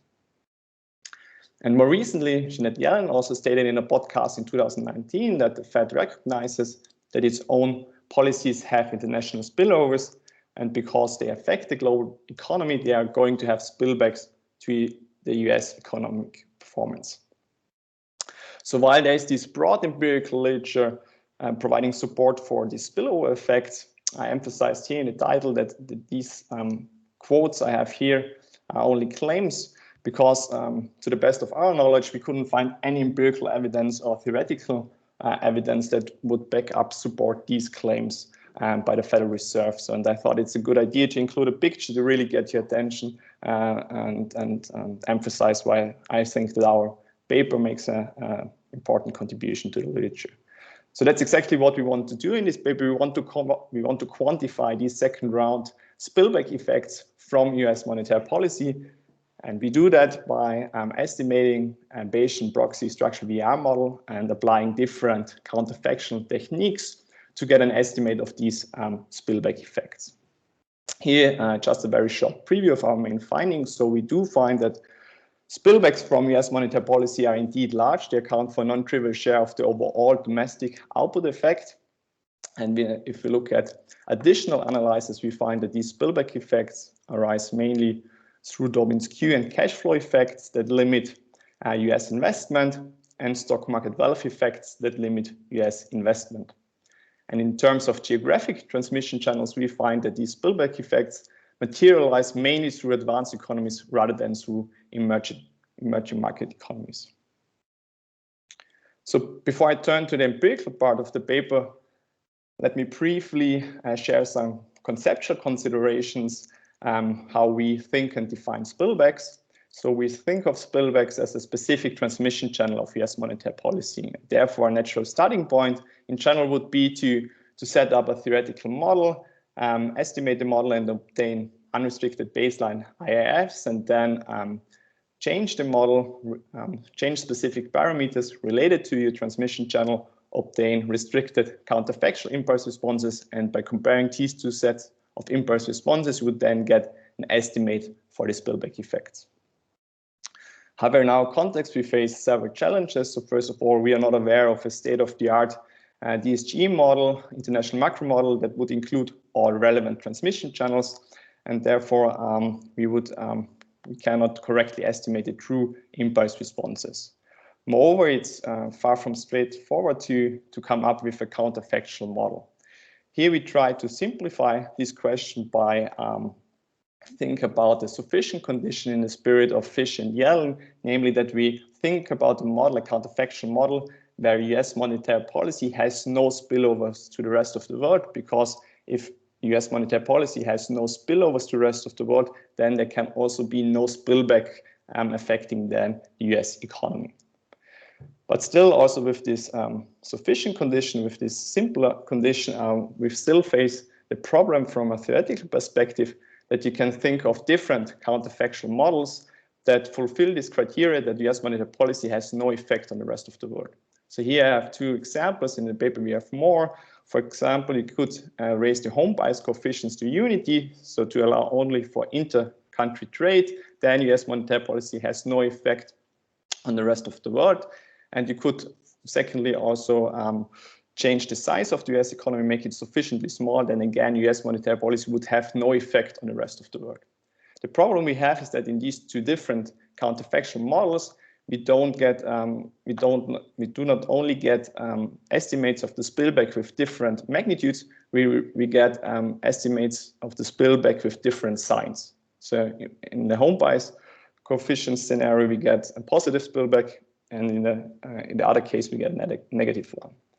And from a theoretical point of view, we have the problem that we have no metric that would guide us which of these two counterfactual exercises is actually more realistic or more plausible. So the problem we face in our analysis is that we have to work with a class of counterfactual models. Specifically, we have to work with a class of models where we impose that spillovers from US monetary policy to the rest of the world are zero. And it turns out that it's much easier to work with this set of models in an empirical framework. And the main reason why this is the case is that in an empirical framework, in a VAR framework, we can impose these counterfactual constraints on outcome variables rather than on specific model parameters.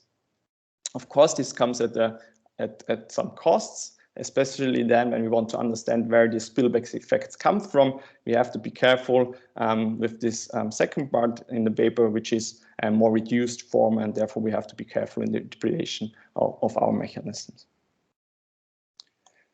So let me jump to the empirical analysis. What do? We estimate a state-of-the-art Bayesian proxy structural VR model as recently put forward by Arias and co-authors. They provide a very current framework where you can identify multiple shocks with multiple proxy variables, and you can then also additionally identify shocks with standard sign zero magnitude restrictions. So why do we use this very current framework? Because in most part of the analysis, we only need to identify US monetary policy shock, and there we follow the industry standard right now. We identify US monetary policy shocks using high frequency surprises in federal funds future rates around FOMC meetings, cleansed from information effects as suggested by, suggested by Jansky-Karadi. I didn't want to click on the name. But in one of the robustness checks, we also used the approach by Miranda Agabini, for example. So in most part of the analysis, we only need to identify US monetary policy shock and only need the responses to the US monetary policy shock. In one very specific counterfactual exercise, we then want to use shocks that are specific to the rest of the world, which originate in the rest of the world, and therefore we use this current framework that we can also identify rest of the world shocks. Here we use sign restrictions and relative magnitude restrictions. And to make sure that these rest of the world shocks are not global shocks that affect the US and the rest of the world simultaneously, we also identify additional global uncertainty shock using the proxy put forward by Biff and Budavsky. And in one of the robustness checks, we also use a global supply shock using also proxy variable recently put forward by Kensing in the IHM Macro publication. So the point I want to make on this slide is that in most of the part, we only need to identify monetary policy shocks, and there is an industry standard right now, which is well established. But we use this current framework by Arias and co-authors that for one specific exercise where we want to use rest of the world shocks to impose our counterfactual constraints. The specification of the VR model follows the seminal paper by Geldler-Karadi and is extended by some international variables like the nominal effective exchange rate of the US dollar, a measure of financial uncertainty, the VXO, and a measure of the rest of the world output, rest of the world industrial production. And we estimate the model using data from 1990 to 2019. And this brings me to the first set of baseline impulse responses. So here you see how the variables in the VR system respond to a contractionary monetary policy shock. We see that the 1-year treasury bill rate increases for roughly 1 year. We see a persistent appreciation of the US dollar, a persistent decline of the level of prices consistent with theory. We see that the excess bond premium in the US increases, indicating that financial conditions tighten in the US. We also see that the uncertainty financial market increases, and consistent with previous literature, we find a delayed decline in US industrial production and also a decline in rest of the world IP, which more or less reflects the decline in US IP. So here we see these substantial spillovers to the rest of the world previously documented in the literature. We did a couple of robustness checks, but in the interest of time, let me skip this slide and jump directly to our counterfactual exercises, the main results of our paper. So as I said before, we use different counterfactual techniques. The first group of counterfactual scenarios we look at are called structural scenario analysis. And these type of counterfactuals have been used previously in the literature and have been recently generalized by Antolin, Diaz, and co-authors. So in this group of counterfactuals, you use the estimated and identified VR model, and then you add specific shocks to the impulse responses to the monetary policy shock, which are selected such that US monetary policy has no longer an effect on rest of the world output, so that our counterfactual constraint is fulfilled. Now, the nice feature from the generalization of Antolin Diaz is that you can be either very specific about these driving shocks. You can say you want to have very specific shocks that impose your counterfactual constraint, or you can be very unspecific about these driving shocks. You can say that you want to have that your counterfactual constraint should be imposed by any shock in the model. The intuition for the second approach is that the counterfactual constraint is imposed by an average composition of shocks in the model. So as I said, we use in one specific counterfactual exercise, we use these rest of the world shocks, and that's exactly the counterfactual where we impose that the constraint that US monetary policy has no effect on rest of the world IP is imposed by these rest of the world shocks. And that's similar to what has been done in literature so far, that the quantification of a specific channel is done by shocks that are closely related to the transmission channel. But then we also use this more general approach recently put forward by Antolin Diaz, where we use all shocks which are in the model to have this average interpretation. And then secondly, we use a totally different approach called minimum relative entropy, which we borrow from the forecasting literature. And this methodology in general is used to improve forecasts. And as you can think of impulse responses as a conditional forecast, you can easily transform this approach also to use it to impose and analyze counterfactual exercises in VR models. And here the idea is different to the structural scenario analysis here, that this methodology actually searches for a different VR specification that fulfills your criteria, the counterfactual criteria, but is in all other terms minimally different from the estimated model. So this approach search for VR model, that is as closely as possible to the estimated one, but fulfills the criteria that US monetary policy has no effect on rest of the world industrial production. And here you see the main findings. The black line are again the impulse responses, the unconstrained ones, and this is the same for all three counterfactuals. And then the colored lines show the impulse response in the counterfactual scenario, where we shut off the spillovers to the rest of the world from US monetary policy, and thereby also set any spillbacks effect to zero that potentially affect US economy. So in other words, the difference between the colored line and black line is our estimate for this spillback for these second round effects of US monetary policy shocks. And we do see across these three different approaches that they account for a substantial share of the overall domestic output drop. So roughly half of the domestic decline in industrial production is due to these spillback effects. So in the second part of the paper, we want then to provide additional evidence where these sizable spillback effects come from. And to guide this more explorative part of the paper, we started to re-estimate the model and include additional variables one by one. And we started to look first at Gdp components. And here I only present the results for the structural scenario analysis using all shocks. And in the paper, we provide all other results. So in the first line, you see exports and imports. In the baseline, again, the black line, and the counterfactual, where the spillovers and hence spillbacks are set to zero. So we see a sizable difference in case of exports as well as imports. And if you think about the net effects, net exports, then these two cancel out, and therefore we conclude from this slide that trade does not account for the spillback effects which we find on the US economy. So these spillback effects arise to a large degree through investment, US investment. There we see a sizable difference again between the black line, the baseline impulse response, and the counterfactual, and also to some extent through US consumption. Then we thought about potential mechanisms that are relevant for US investment and consumption, and there we looked at different variables. So for US investment, we looked at variables that should capture Tobin's Q effect and cash flow effects. And for US consumption, we also looked at variables that capture how US monetary policy and financial markets response. We look at consumer and business confidence and macro uncertainty variables more generally, and stock market effects.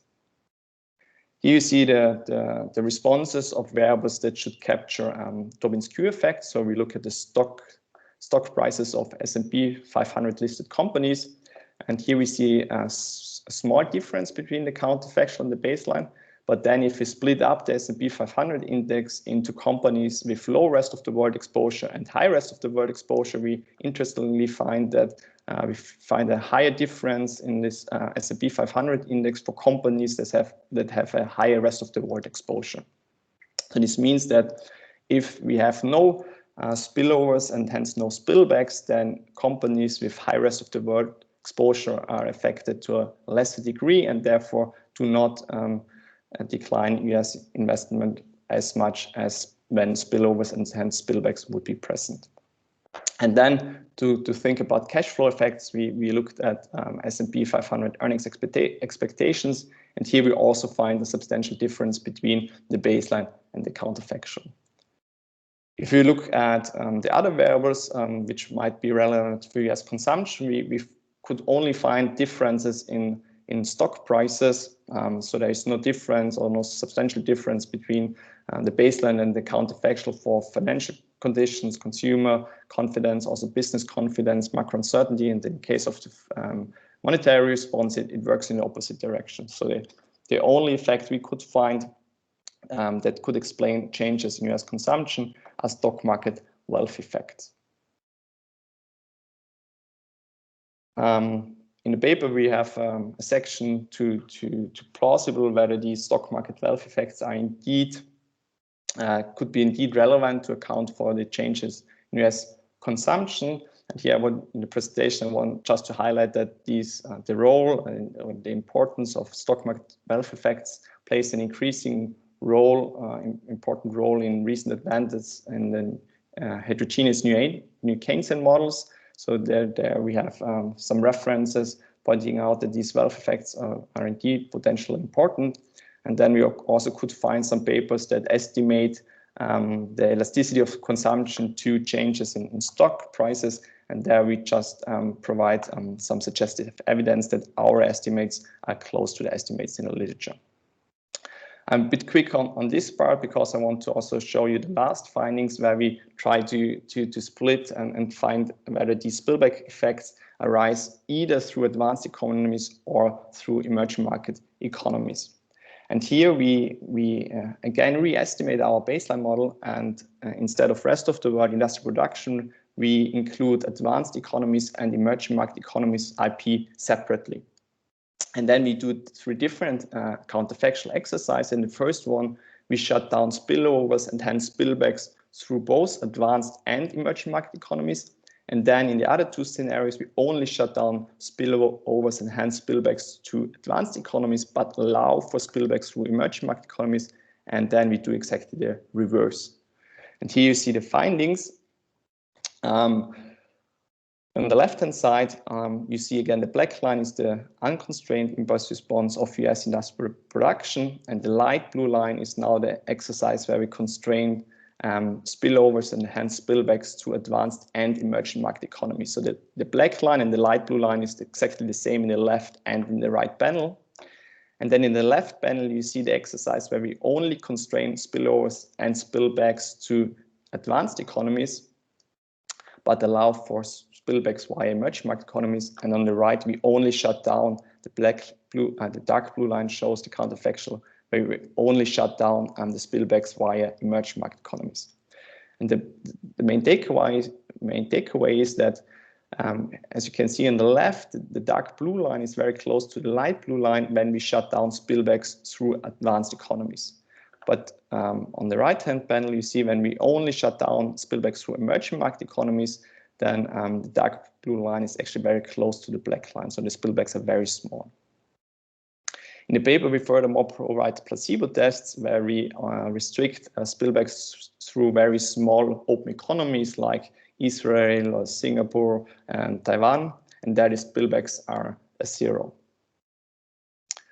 Now, this difference between advanced and emerging market economies, we think is a very interesting case for international policy coordination, because this brings me back to the motivation of the paper. It's especially emerging market economy policymakers that argue that the Fed should internalize its spillover effects. And here we just look at, we were interested how US monetary policy affects not only output, but also prices and the policy rates of advanced economies in the first row and emerging market economies in the second row separately.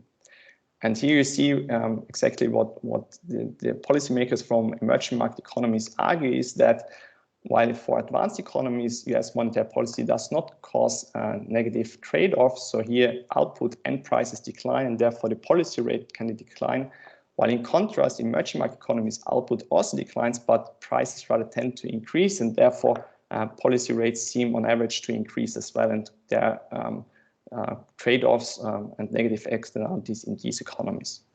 So while US monetary policy does indeed cause negative externalities in these emerging market economies, it only implicitly takes into account spillovers via spillbacks that materialize through advanced economies.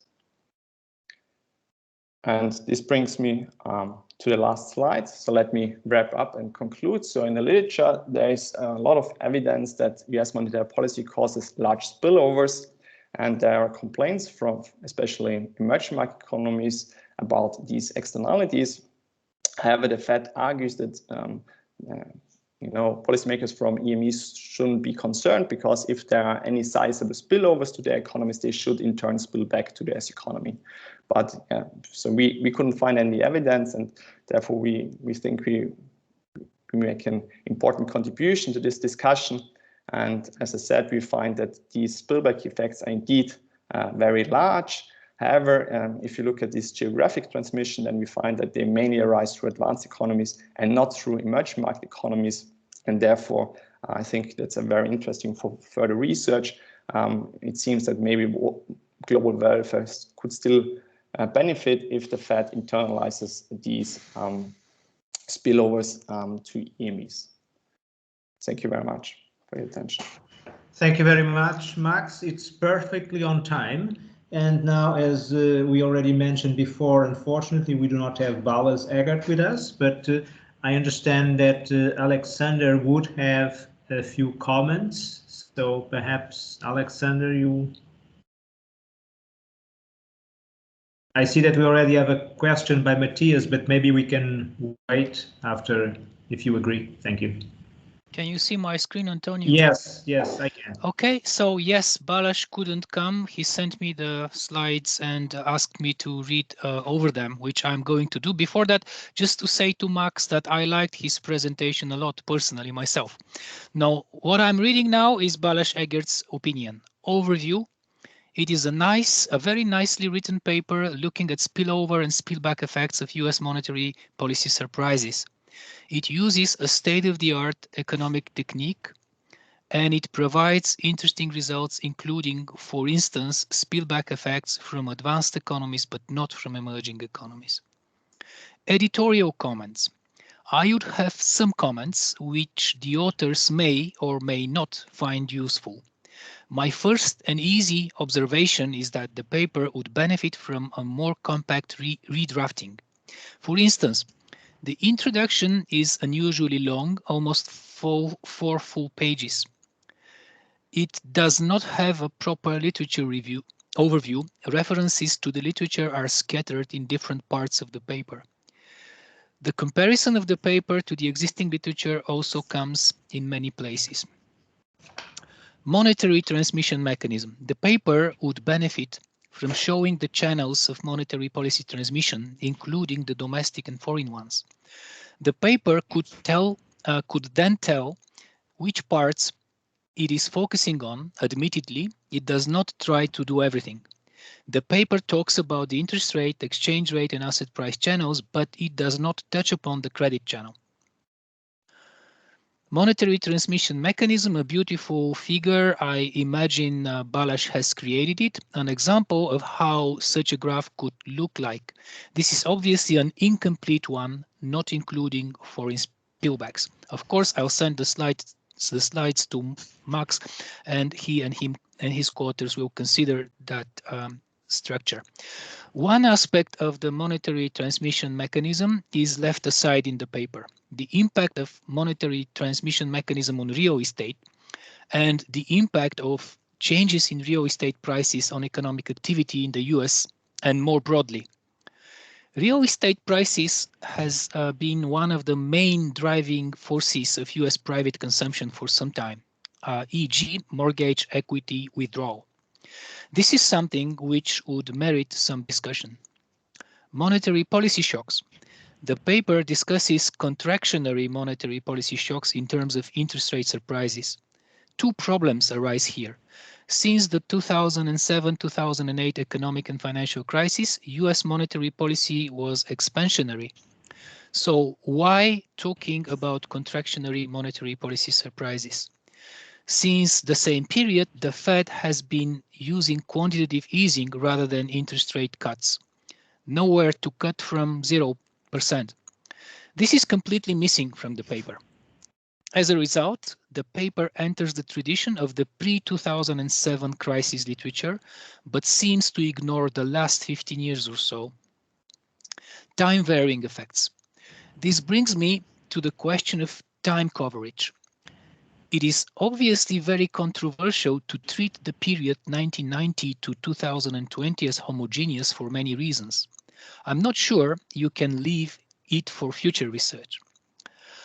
In the first part of the period covered, Fed used interest rate as a main policy tool. Fed raised and cut interest rates. In the second part of the period covered, Fed relied on quantitative easing. Fed implemented heavy expansionary monetary policy and no contractions. Time-varying effects continued. Against this background, the paper might want to consider differentiation between monetary policy expansion and contraction, possible asymmetric effects, time-varying effects of monetary policy surprises, either by splitting the sample or relying on more sophisticated methods. Quantitative easing should be used as a policy tool for the post-2007 period. Country heterogeneity from spillback effects. A surprising finding of the paper is that there is spillback from advanced economies, but not from emerging market economies. There is strong empirical evidence that the trade channel between the US and the rest of the world has been very strong recently, including emerging market economies and developing countries. China definitely should provide spillback effects to the USA. The empirical framework would want to capture past China effect on prices, cheap imports keeping down inflation. Still on that point of country heterogeneity and spillback effects, trade integration has been on a rising trend, which again calls for time-varying effects, this time for spillback effects. The US is also connected to the rest of the world through the financial system. No mention, discussion, and results are provided for this channel. Data issues. The empirical model is estimated on monthly time series. Investment is interpolated from quarterly to monthly. How confident can we be in the results when using such series?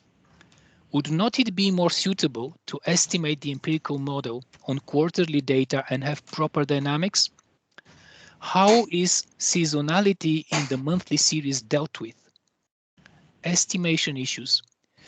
The paper uses a relatively new estimation method, Bayesian proxy structural VAR. it would be good to have a direct comparison of how the results are affected by the use of this method. For instance, it would be good to provide results from more traditional structural VAR models and compare. It would be also useful to have a table comparing the results of the paper with those provided in the existing literature. That would increase transparency. Final slide. Overall, a very well-written paper. Congratulations to the authors for the great job. Thank you very much. That was Balázs. Many thanks, Alexander, for reading Balázs' comments. So before giving the floor to Max, we have Matthias that would also like to intervene. Please, Matthias. Yeah, so very interesting. Maybe that's a bit like an unfair point, but the confidence, when I check the confidence bands, right? I mean, they mainly overlap, at least as it looks to me. So do you have like, I don't know, a bootstrap for the difference where one can also say something about significant differences between both simulations? And then one more serious point. So I like this, you know, advanced emerging economy analysis, and I was wondering whether one could also do something for the main trading partners, for example, for the US. So for example, take the 90% of the main trading partners and then to see whether they explain more or less of the 90% difference in the spillbacks. That could be, I mean, it's a ROP thing, but maybe that's not so uninteresting. Okay, anyone else would like to intervene before Max? I don't see anyone, so Max, please go ahead. May I start with Matthias' questions? Sure. So now you see my screen, but not my slides. Here it is. Do you see my slides again? Yes. So, okay, here the counterfactual exercise, and for the structural scenario analysis, we actually can calculate the difference between the counterfactual and the baseline, and just kept it in interest of time.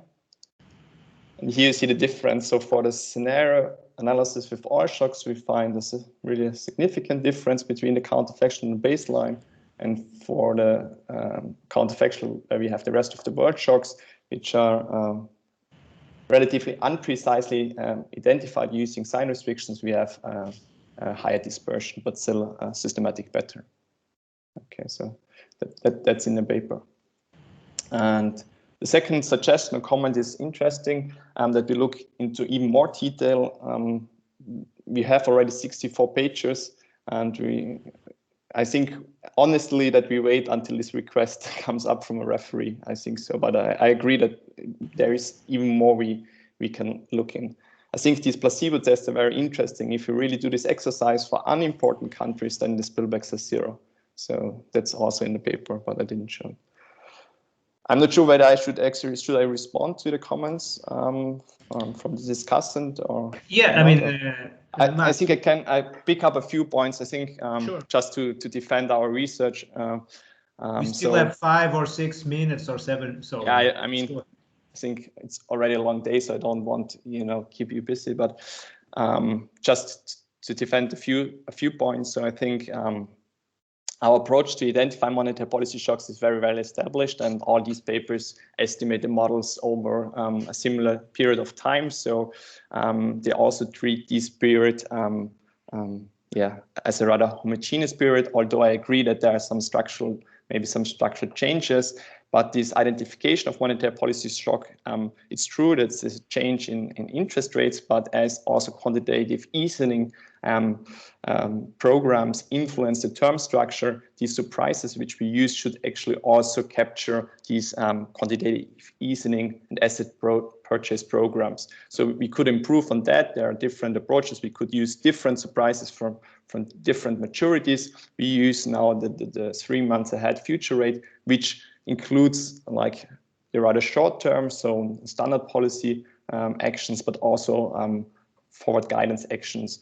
We could, as I said, improve there and use also changes in longer maturities to also really include the long-term part of the term structure. So this is one thing I wanted to add, and the other thing I wanted to add is that we focus in interpretation of contractionary shocks, because in the VR everything is symmetric and you can easily interpret all the results for expansionary shocks as well. To really account for asymmetries between positive and negative policy shock, I think this would really make the whole analysis very, it's behind the scope of this analysis. So we try to now estimate the spillbacks on average, and then I think I agree it would be then a next step to account and think about nonlinearities in this context. But so far in this framework, I think it's very hard to include these thoughts. There were so many comments. I think these are the main two I wanted to reply. Yogo is also in the audience. If you want to add something, please jump in if I missed an important comment. But I think okay, many thanks. So I don't know if Georgios also wants to say anything through the comments, or it's fine for the time being, of course. I'm sure that you guys will also receive the slides if you do not have them already, so that's useful. Would be nice, Alexander, if you could send us the slides, or I ask. Sure, no problem. Yeah. Okay, so actually we are 5 minutes on time, so we have a buffer of 5 minutes, so this is great. Thanks a lot to all the participants in the session. As I said, I was going to be tough, and this worked nicely, and now I would pass the floor to Alexander. So please go ahead, tell us something. Thank you very much, Antonio. Before I have my final 3 minutes, let me give the floor to Etienne, who will represent the Lille side, and I will be representing the Reading side. For closing thanks, in the program that is Florence, but she couldn't be here. So Etienne is also from Lille. Etienne, over to you, please. Okay, thank you, Alexander. Yes, so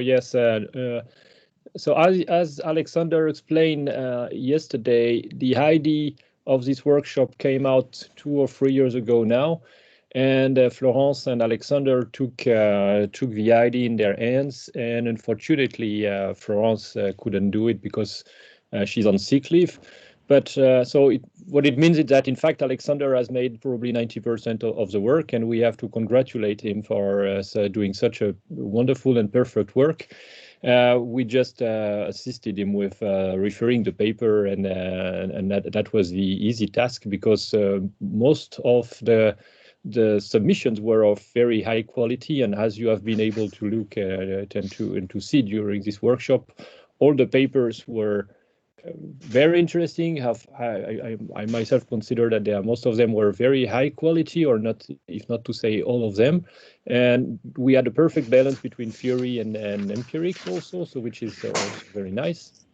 So congratulations for the workshop. We only can expect and hope that we will have a live and in-person session in Lille next year, if possible. So that would be great, and we really hope to be able to host you in Lille next year. I may make just one suggestion, and which would be that everybody opens up his camera, turns his camera on, so that Alexander, you could maybe take a screenshot so that to put on the website, maybe that I think it would be nice to have all of us, and it could be nice to have the workshop operating. So if people can probably turn on their camera for just a few seconds, if you don't want to show that you are already in pajamas, because we are on a Friday evening, but. Okay, let's try this. If I'm waiting for a few more colleagues to join. Yeah.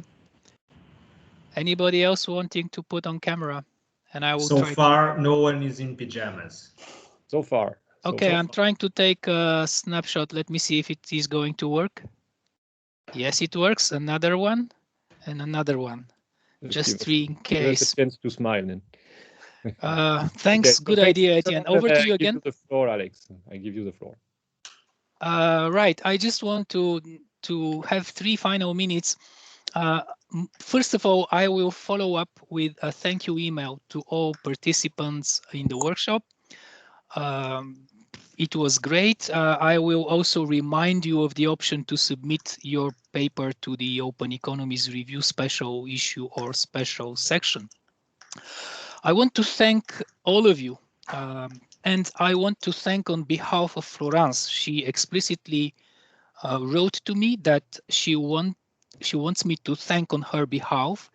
It's not that I did 90%. I did 90% at the final stage, but over the past 2 years, Florence has been side by side with me, and we've done a lot of work together, and she helped me a lot in the preparation. So thanks to Florence. Unfortunately, she cannot be here next year in Lille, hopefully. It was my pleasure to see you virtually. We are all missing these nice events that would evolve in a normal situation in a more user-friendly way with dinners and drinks. We miss that, but hopefully next year that will be back. I thoroughly enjoyed our discussion. We now have come to the end of the first Lille Reading workshop in international finance. We meet next year, as Etienne announced, for the second one in Lille, hopefully in person. I thank you again for staying until the end of that part of the workshop. It was really a long and interesting day. And I wish you a relaxing Friday evening and a nice weekend. Thank you all. Goodbye. And until next year in Lille. Goodbye. Thanks Bye. Bye. Thank you very much. Thank you very much. Goodbye. Thanks, Alexander. Bye. Bye.